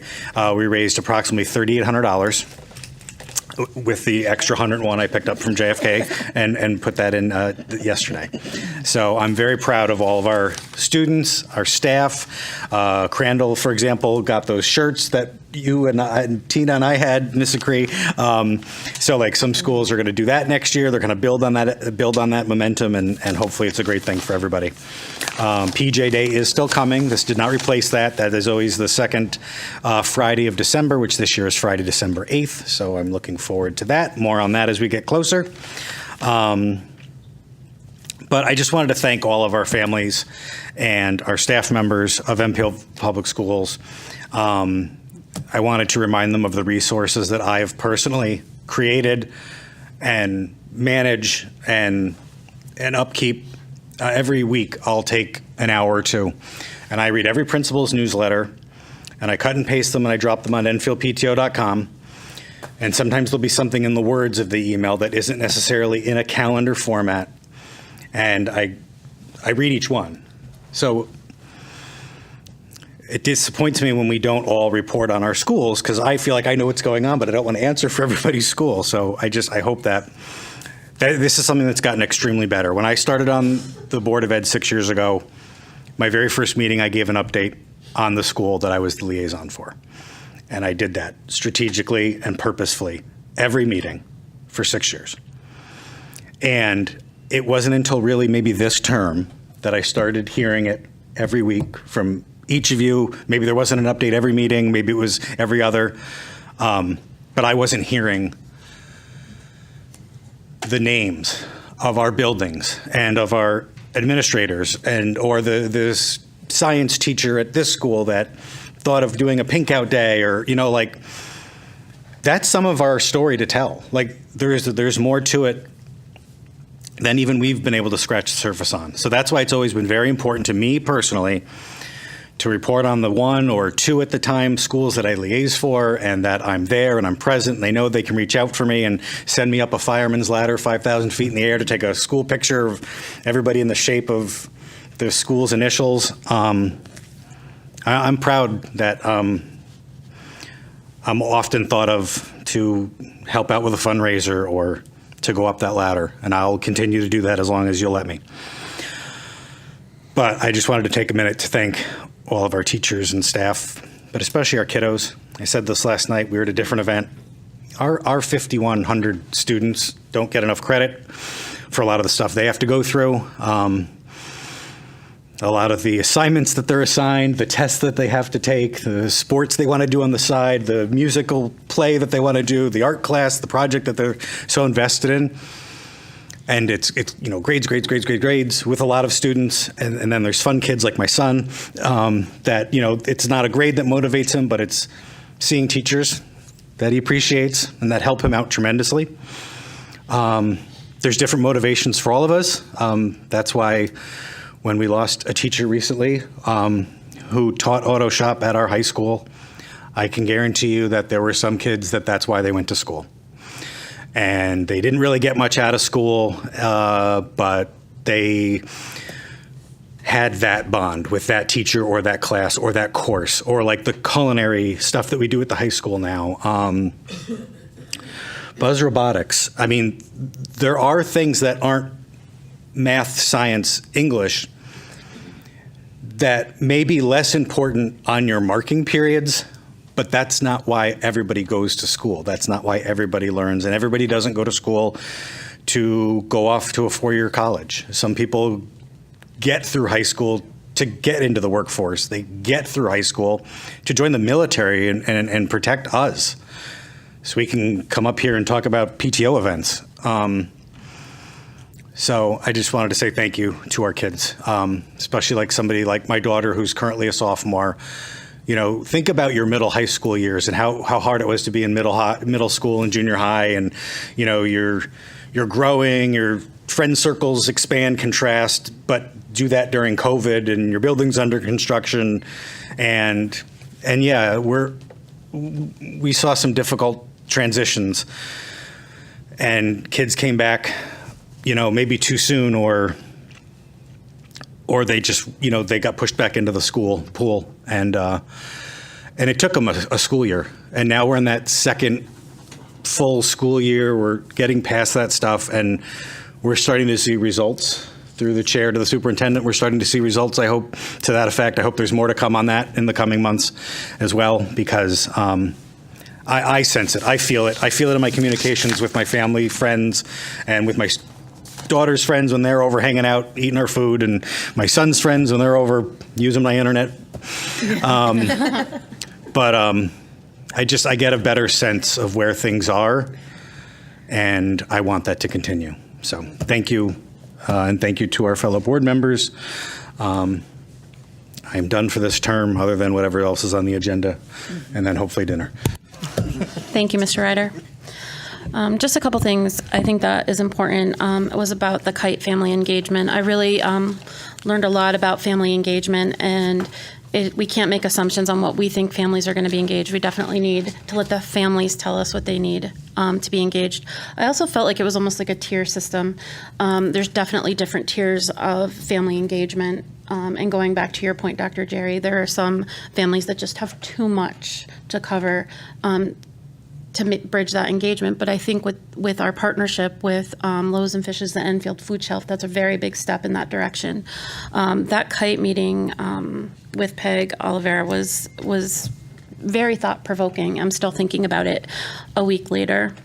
Mr. Drezek, we've gotten some calls from parents that are very upset on the fact that we are having to cancel sports because of busing. Do you know if the JFK sports that are getting canceled will be able to be made up? And speaking with our athletic director, they're doing everything they can to give the kids as many games as possible. Okay. But it is not just a challenge here. We've had participating our competitor districts that have had to cancel events on us as well because they couldn't get their students up here. Transportation right now is a challenge everywhere. Yeah, thank you. I'd really hope that the JFK teams get to make up those games. I mean, Enfield High, they have to because of their conference play and their state plays. So I want to take a minute to acknowledge 4 seniors on the Enfield High girls soccer team. I could not be at their senior night last night. And there were many seniors that graduated. But these 4 students, Mia Daly, Sam Fuller, Abby Lawler, and Sydney Marshall. And the reason why these girls resonate with me is because they were at my daughter's senior night in 2016, holding signs, and now they're graduating. And they are wonderful, wonderful young ladies, strong athletes, and great community members. So congratulations to you and your families. I'm very proud of you, and I can't wait to see what you're going to do next. Also, Career Day. The Career Center is offering another Career Day, which is going to be Tuesday the 22nd. Thank you, Mr. Ryder. Ms. Siniglio, I didn't get a chance to respond to your email, but I will be there again, although a lot of other careers seem way more exciting than mine. Tuesday's the 21st, actually. Sorry. Oh, sorry, Tuesday. No, I think it is the Wednesday. Oh, Wednesday the 22nd? Yeah. Wednesday the 22nd. Yeah, Wednesday the 22nd. Yep, is Career Day. If you have any interest, you can contact Ms. Siniglio in the Career Center at Enfield High. That's all I have for updates. It's going to take some stuff to get through this tonight. Ms. Thurston, thank you for your kind words. And I believe those kind words are what's going to get me through what I'd like to say to our Enfield community and staff and families tonight. Tonight is the last night sitting as this board. This could possibly be my last night sitting up here as well. First and foremost, I would like to thank the EPS families, students, and staff, and when I say staff, I mean everyone, from teachers to bus drivers, secretaries, CAF workers, paras, nurses, administrators, everyone, thank you. You have worked through unprecedented times with our kids and continue to show up on your toughest days. I know some days it doesn't feel like it, but you make at least one student's day better every single day. The future of our world is in your classrooms and schools every single day, and I thank you for that. Secondly, I would like to take a moment to thank both Mr. Drezek and Mr. Longi. I am thankful that you continue to lead this district with a vision to the future. What is important, that it isn't your vision alone, is that it is a collective effort by Enfield Public Schools. I thank you for seeing the data post-COVID and recognizing that the weaknesses in content areas, where the weaknesses in the content areas were during those transition years. I thank you for establishing the role of instructional coaches for our K-2 and 3-5 schools to focus on additional supports inside the classroom rather than pulling students out, as studies have showed putting help in the classroom is much more effective than taking the students out. It is a sad fact that our school and town buildings are falling apart. The school buildings and the police department have water pouring into them. The police department was built in 1992 and it was occupied. It is 31 years old and has water pouring in it. Most of the school buildings were built in the 1950s and 60s, so you can imagine what our school buildings look like. That info is giving a perspective on the lack of long-term planning on Enfield. The sad reality is that monies from the CIP budget were repeatedly taken out to make residents think the taxes were being kept down. Yes, in that moment they were. That is all caught up to us now. Let's think about this holistically. It is not school versus town. Both town and school buildings are in disrepair. The town's budget over the last 10 years increased on an average of 3.13%, while the education budget increased on an average by 1.31%. In 2011 to 2012, the town budget was $51 million, and as of 2022-2023, it is $72 million. That's a town increase of $21 million, yet our buildings are in disrepair, our roads are in bad shape, and we've cut services. We lost leaf pickup, the adult day center, and our taxes still went up. And we also have fees, like SOAR fees. The education budget increased by $10 million. So the town budget increased double. The town's biggest increase was in 2020-2021, where they saw a 10.5% increase, and the education budget saw a 1.17% increase. Yet we still had to go to referendum for roofs and roads. What has driven the tax increase over the years has not just been the education budget. I think any resident or taxpayer has a right to know how money is being spent in our school system. You pay taxes. I think my frustration comes from some of the loudest residents have made assumptions about our school budget, but have never reached out to me or I believe any of us for more clarification. This is not just something that happened in November of 2021. We must ask ourselves, how did we get here? Who got us here? The budget discussions proved interesting this year. The minority party on the town council called for over $8 million in cuts to capital improvements in the original budget signed by their caucus this year. This is how we got here. They also asked to reduce the Board of Ed budget by $1.4 million, and they said they were fine taking an additional $500,000 from the fund balance.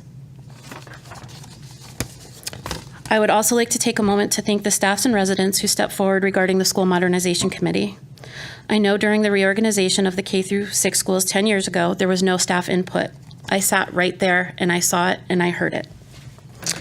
I think having staff input is an important piece of how we can effectively run our schools academically with our limited resources, and how to incorporate a more solid support base for our toughest learners and reduce the number of transitions for our students.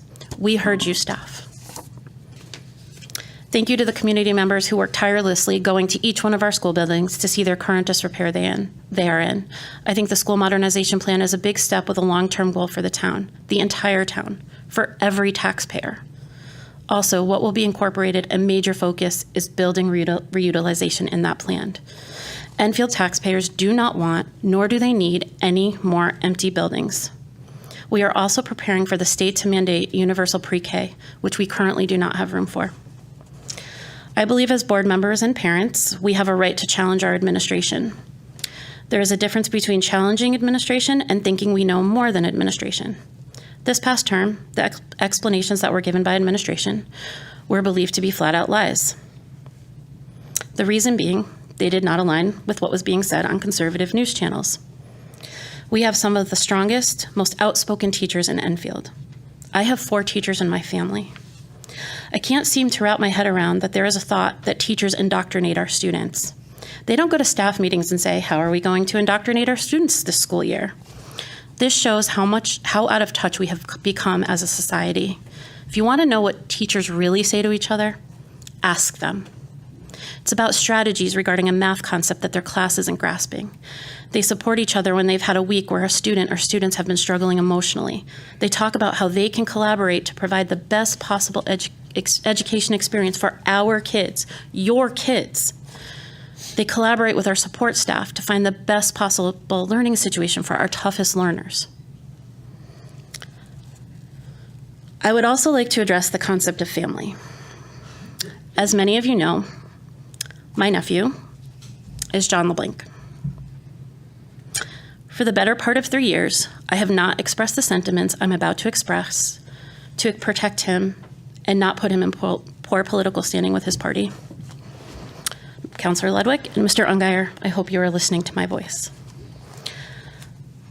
When John was seen talking to a group of Democrats or me, his aunt, at the JFK groundbreaking, at the time he was pulled away by Mayor Ludwig and was told, "We don't do that here."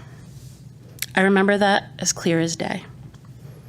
How do you know we weren't catching up about my mother-in-law who recently had her hip replaced, or my father-in-law, or catching up on our family and life?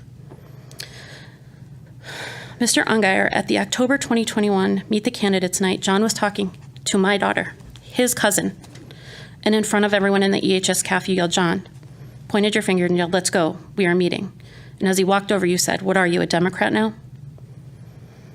Councillor Ludwig and Mr. Ungeyer, this behavior did not go unnoticed by both the LeBlanc side and the Lapinese sides of our family.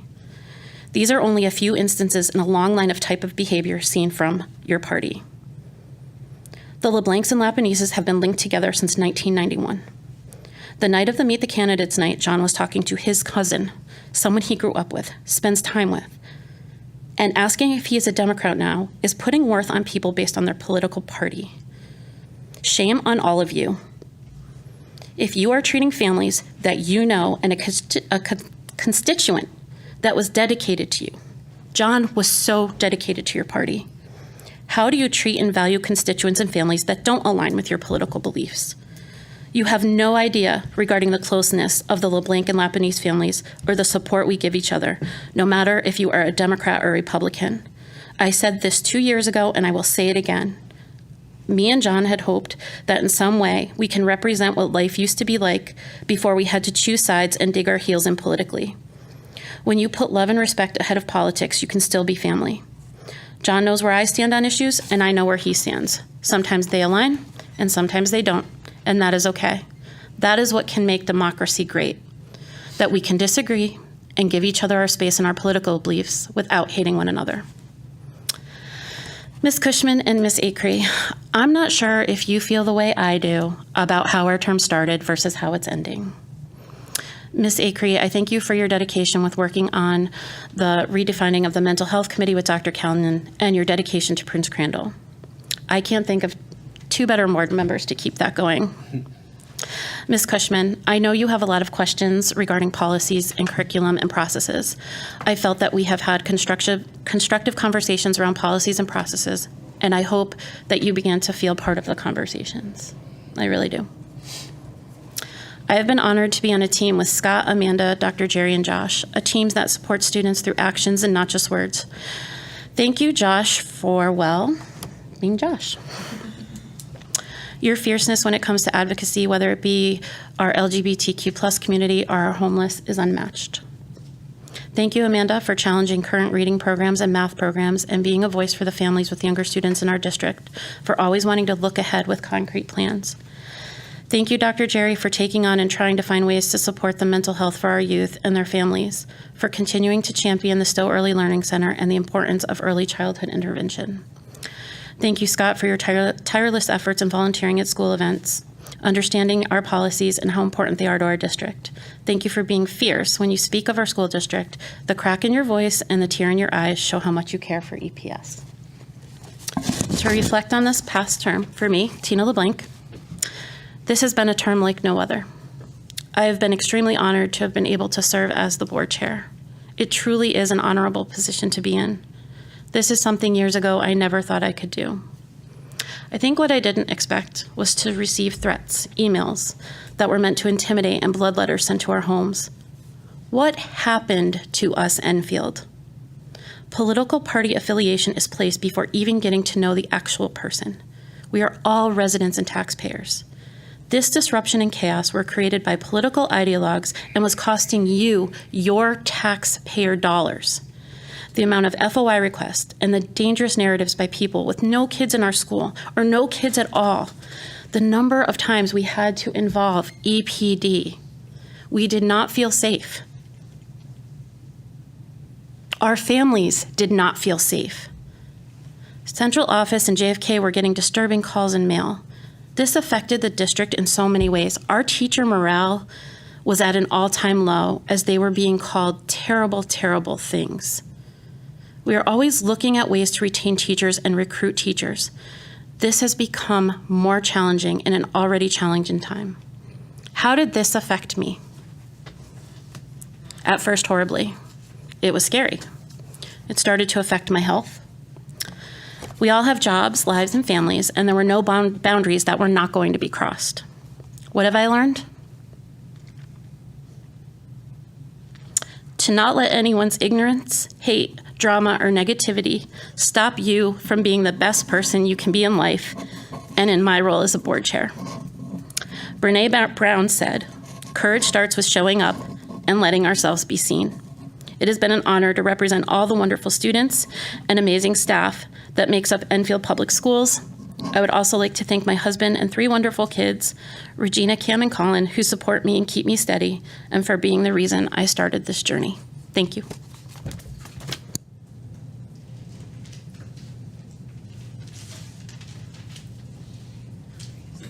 Item 10, unfinished business.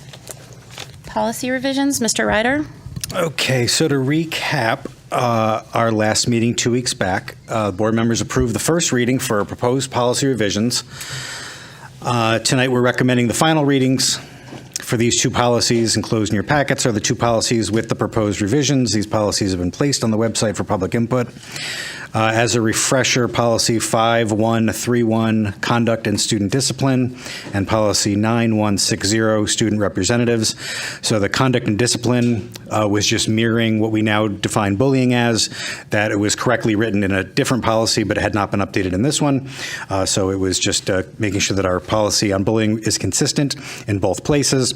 And the one related to student representatives was just giving the school, the high school, a little bit more leeway when it came to honoring our student representatives up here, and gave our staff more of a chance earlier on in the school year to tell them about this and how they could apply, et cetera. So we made sure that we had somebody lined up in the spring for the following fall.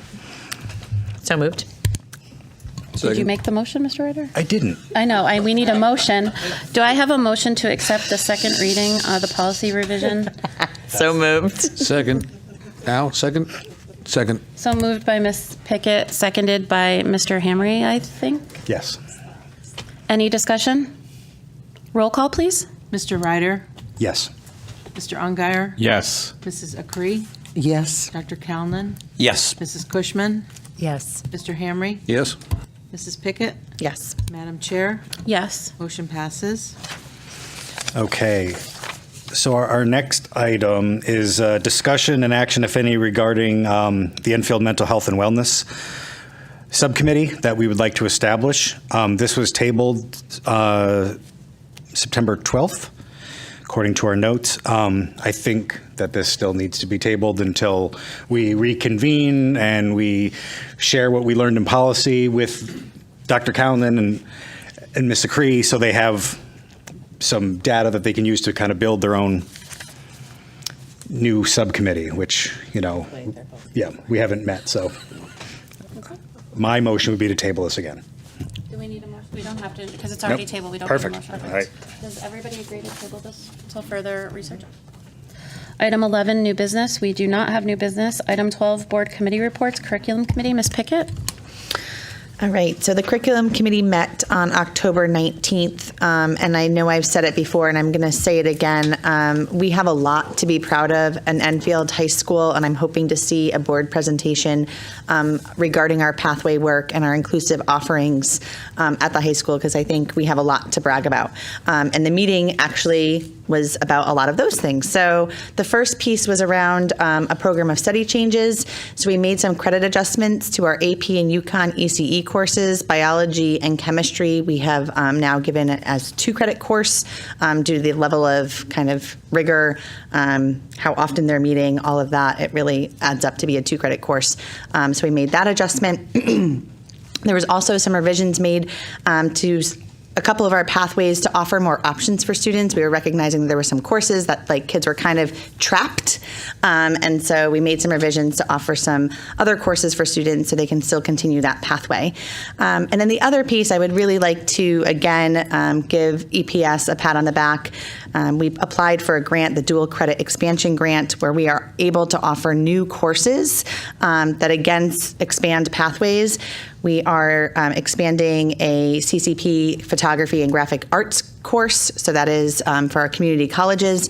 And then something I am incredibly excited about, we are building a pipeline for future educators with 2 new courses with UConn ECE on a special ed course and really like an instructional practices course.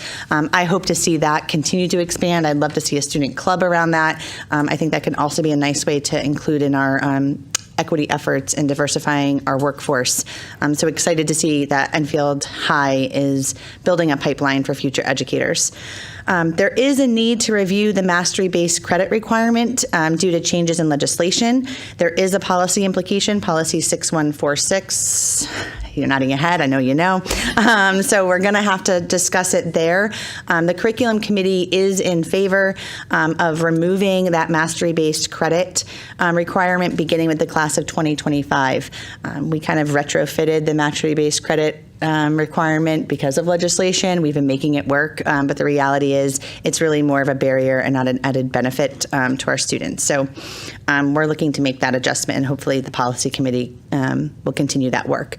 And then the last agenda item is something that I think is so important and something that I think our community needs to be involved in, and I've heard that it will be. Our high school, actually our district, is embarking on the work of creating a vision of the graduate. This is a community effort. This is our opportunity for collaboration and partnership of how we define what we hope to see Enfield learners to be.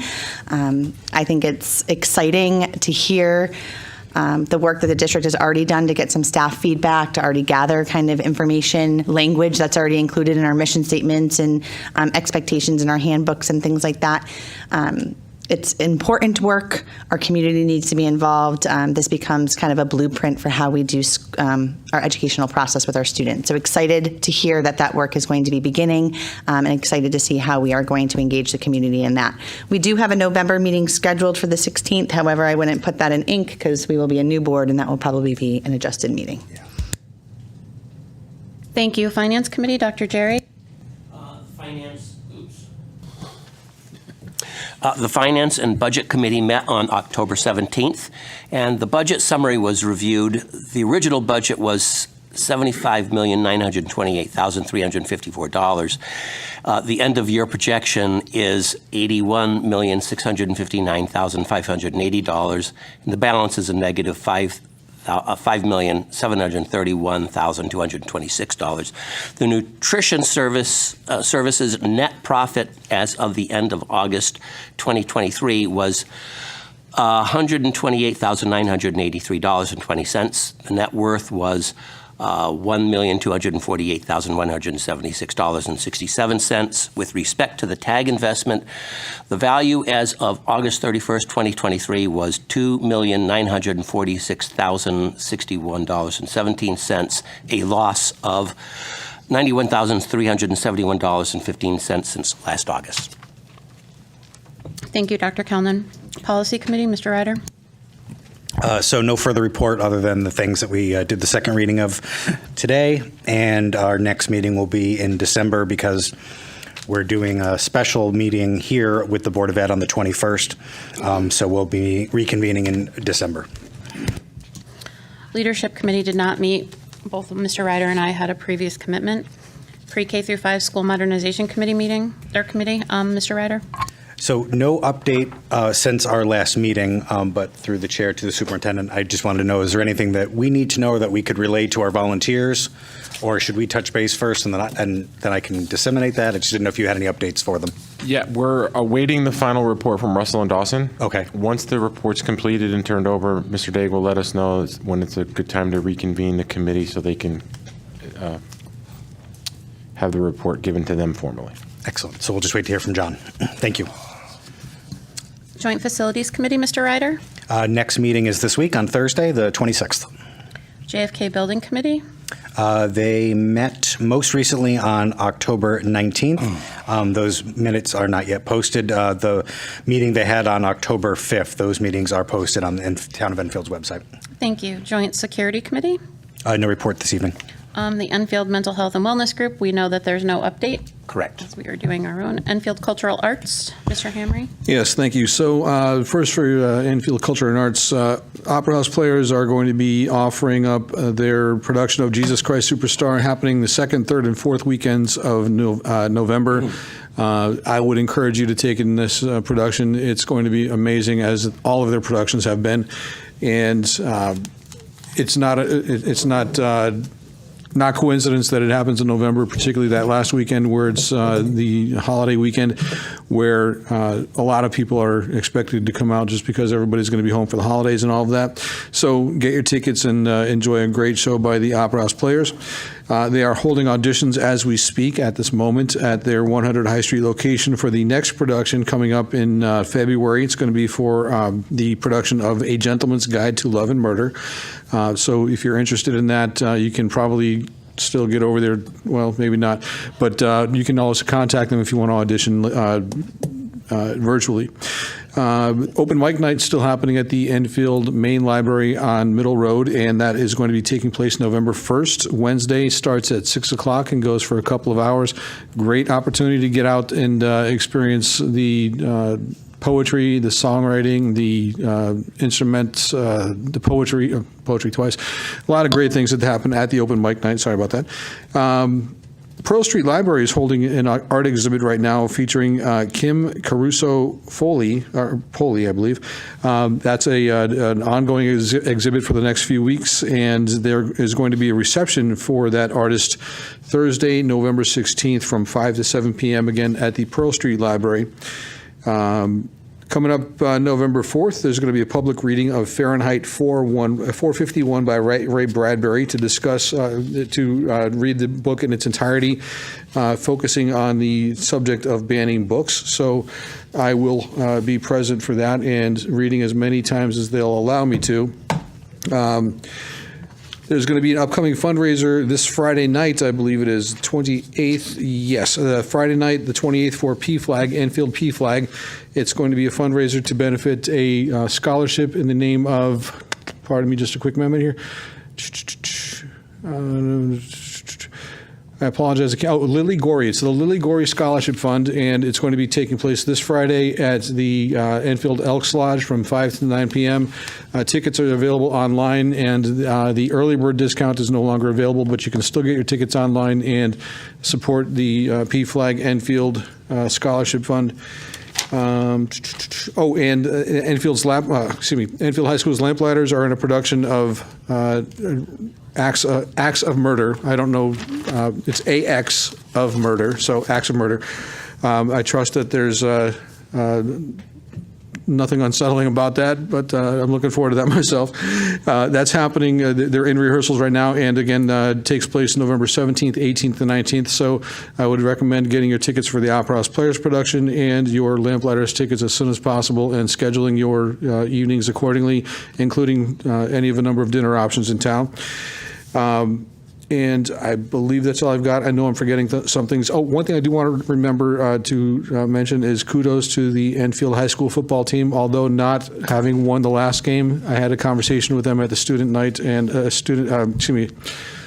Meet the Candidates night, and an incredible group of football players provided me a wonderful opportunity to talk to them about the game. And one of the best things about that opportunity was when they said, in relation to the football game that took place at the Annex, where an opposing team's football player collapsed, they said they realized at that moment, every one of them, it changed their lives forever, because they realized it's not anything more than a game. It's just a game, and that player was okay. It was a very good conversation, a very pivotal moment for that. I appreciate the time to go into that. Thank you. Thank you. Item 13, approval of minutes. Do I have a motion to approve the regular Board of Ed meeting minutes from October 10th, 2023? Second. Moved by Mr. Ungary, second by Ms. Pickett. Show of hands. Any, what am I trying to say? Abstentions, No, any abstentions, any no votes? No. Motion passes. I took your job there, Kathy. Motion passes. Item 14, approval of accounts and payroll. I just would like to remind people that this was not something we have chosen to read. This was something we had to read for many years as a result of an audit. And that's why we have to read these numbers, and that it sounds cumbersome, and it's always at the end of our meeting. It's always awkward. Yeah, so that's why we read these every meeting. So item 14, Dr. Jerry's been the lucky one that gets to read them this term. So approval of accounts and payroll. Dr. Jerry. Notwithstanding all of that, Madam Chairman, I will never forgive you for giving me this responsibility. Well, if you're the chair of the Finance Committee, you could delegate. Well, that's right. Note to self, never. A lot of numbers. Okay. The Enfield Public Schools Finance Budget Meeting, 11 September 2023. The Finance Committee met on September 18th, 2023 to review line item transfers request for fiscal year 2023. I move that the Enfield Board of Education approve the following line item transfers from line 100 salaries, $1,667,192. Line item 400 repairs, maintenance, $20,503.00. Line item 500 support services, $504,238. Line item 600, tech supplies materials, $248,698. Line item 700, equipment, $343,789. Other use of, line item 900, other use of funds, $32,805. Total, $2,817,225. That was from, this is to. Okay, line item 200, $1,827,022. And the line item 300, professional services, $990,203. Total, $2,817,225. So moved. Yes, that was, it started with the I moved to. Second by Mrs. Pickett. Show of hands. Okay. The Finance Committee met on September 18th, 2023 to review financial statements for the month of June year-to-date and to examine various documents related to finances. Our review concluded that there is nothing significant to report to the board. Motion. I move we accept the superintendent's certification as follows. I hereby certify that in the month of June, total expenditures amounted to $1,782,537.88, broken down between payroll totaling $1,100,059.02 and other accounts totaling $682,478.86. All payments have been made in accordance with the approved budget and are properly accounted for within the books of accounts. Copies of approval for check invoices are properly documented. Second. Motion by Dr. Calnan, second from Ms. Pickett. All in favor? Okay. You have the floor. Certification of grants and Head Start expenditures. The Finance Committee met on September 18th, 2023, to review financial statements for grants during the month of June year-to-date and to examine various documents related to finances. Sorry. Don't make this harder than it is. Our review concluded that there is nothing significant to report to the board. Motion.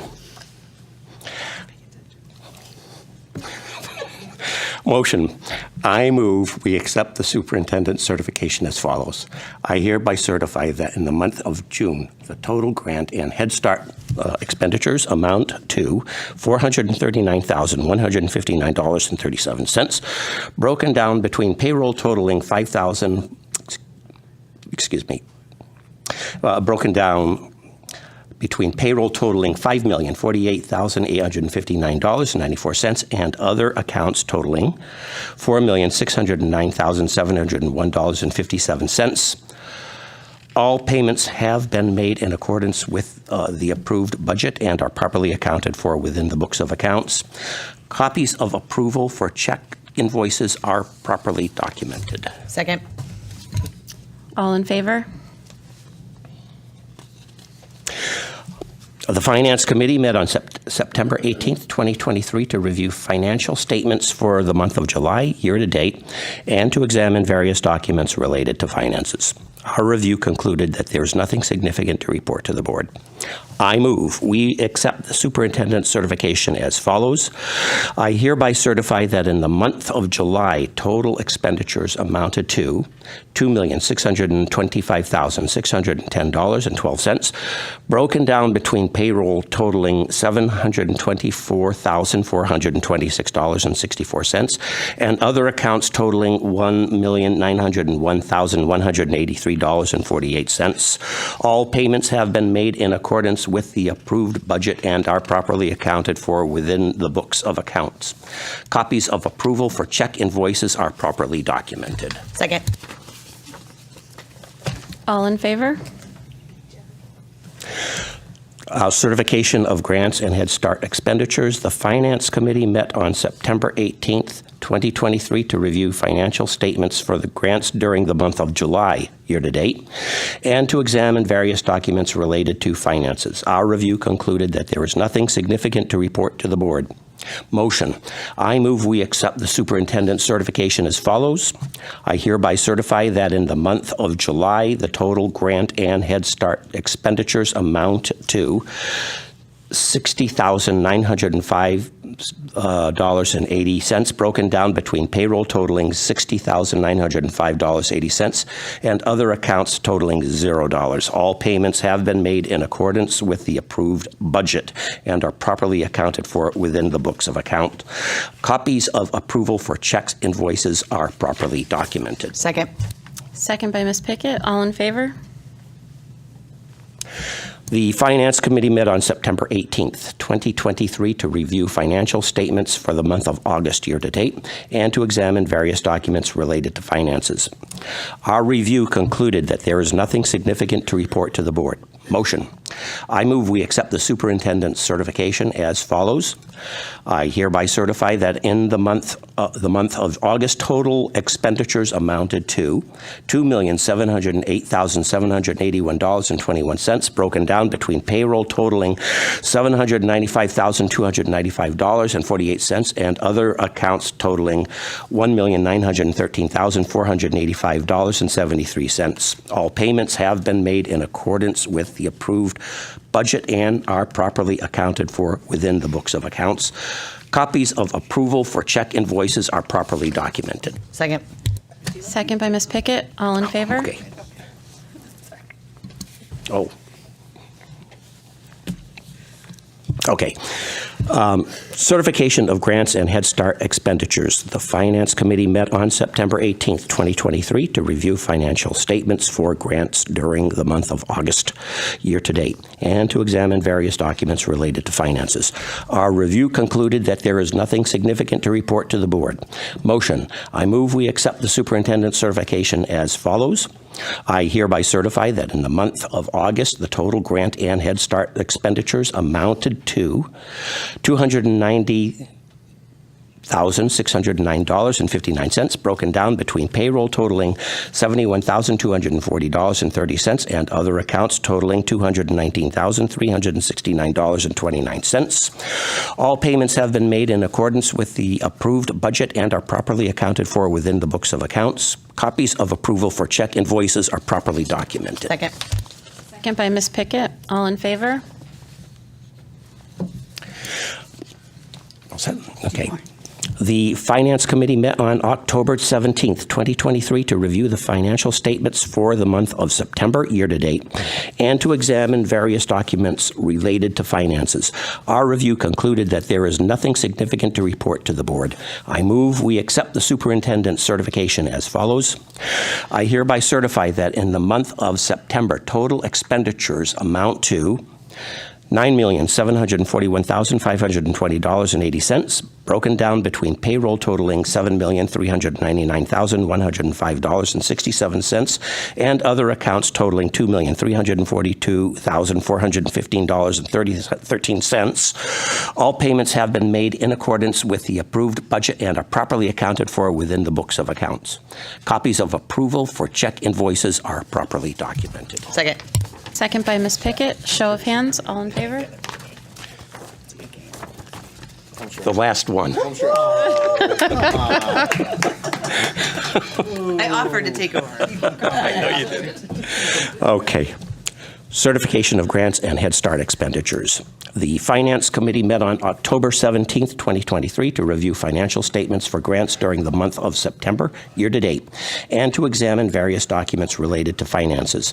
Our review concluded that there is nothing significant to report to the board. Motion. I move we accept the superintendent's certification as follows. I hereby certify that in the month of September, the total grant and Head Start expenditures amounted to $630,725.87, broken down between payroll totaling $521,750.93 and other accounts totaling $108,974.94. All payments have been made in accordance with the approved budget and are properly accounted for within the books of accounts. Copies of approval for check invoices are properly documented. Second. Second by Mr. Hamry. All in favor? We distracted each other. Sorry, Kathy. Item 15, correspondence and communications. We don't have any. Mr. Drezek, is there a need for executive session? There's not, but I want to say that Dr. Cowan, you sound like an auctioneer when you were doing the last three. So when I raised my hand was just to say yes. No, we do not need to go to. Item 17, do I have a motion to adjourn? So moved. Moved by Mr. Ungeyer. Second by Second. Ms. Acree. All in favor? Kathy, did you get me? Thank you all for the last time signing off your 2021-2023 Enfield Board of Education. Thank you. Thanks, everybody.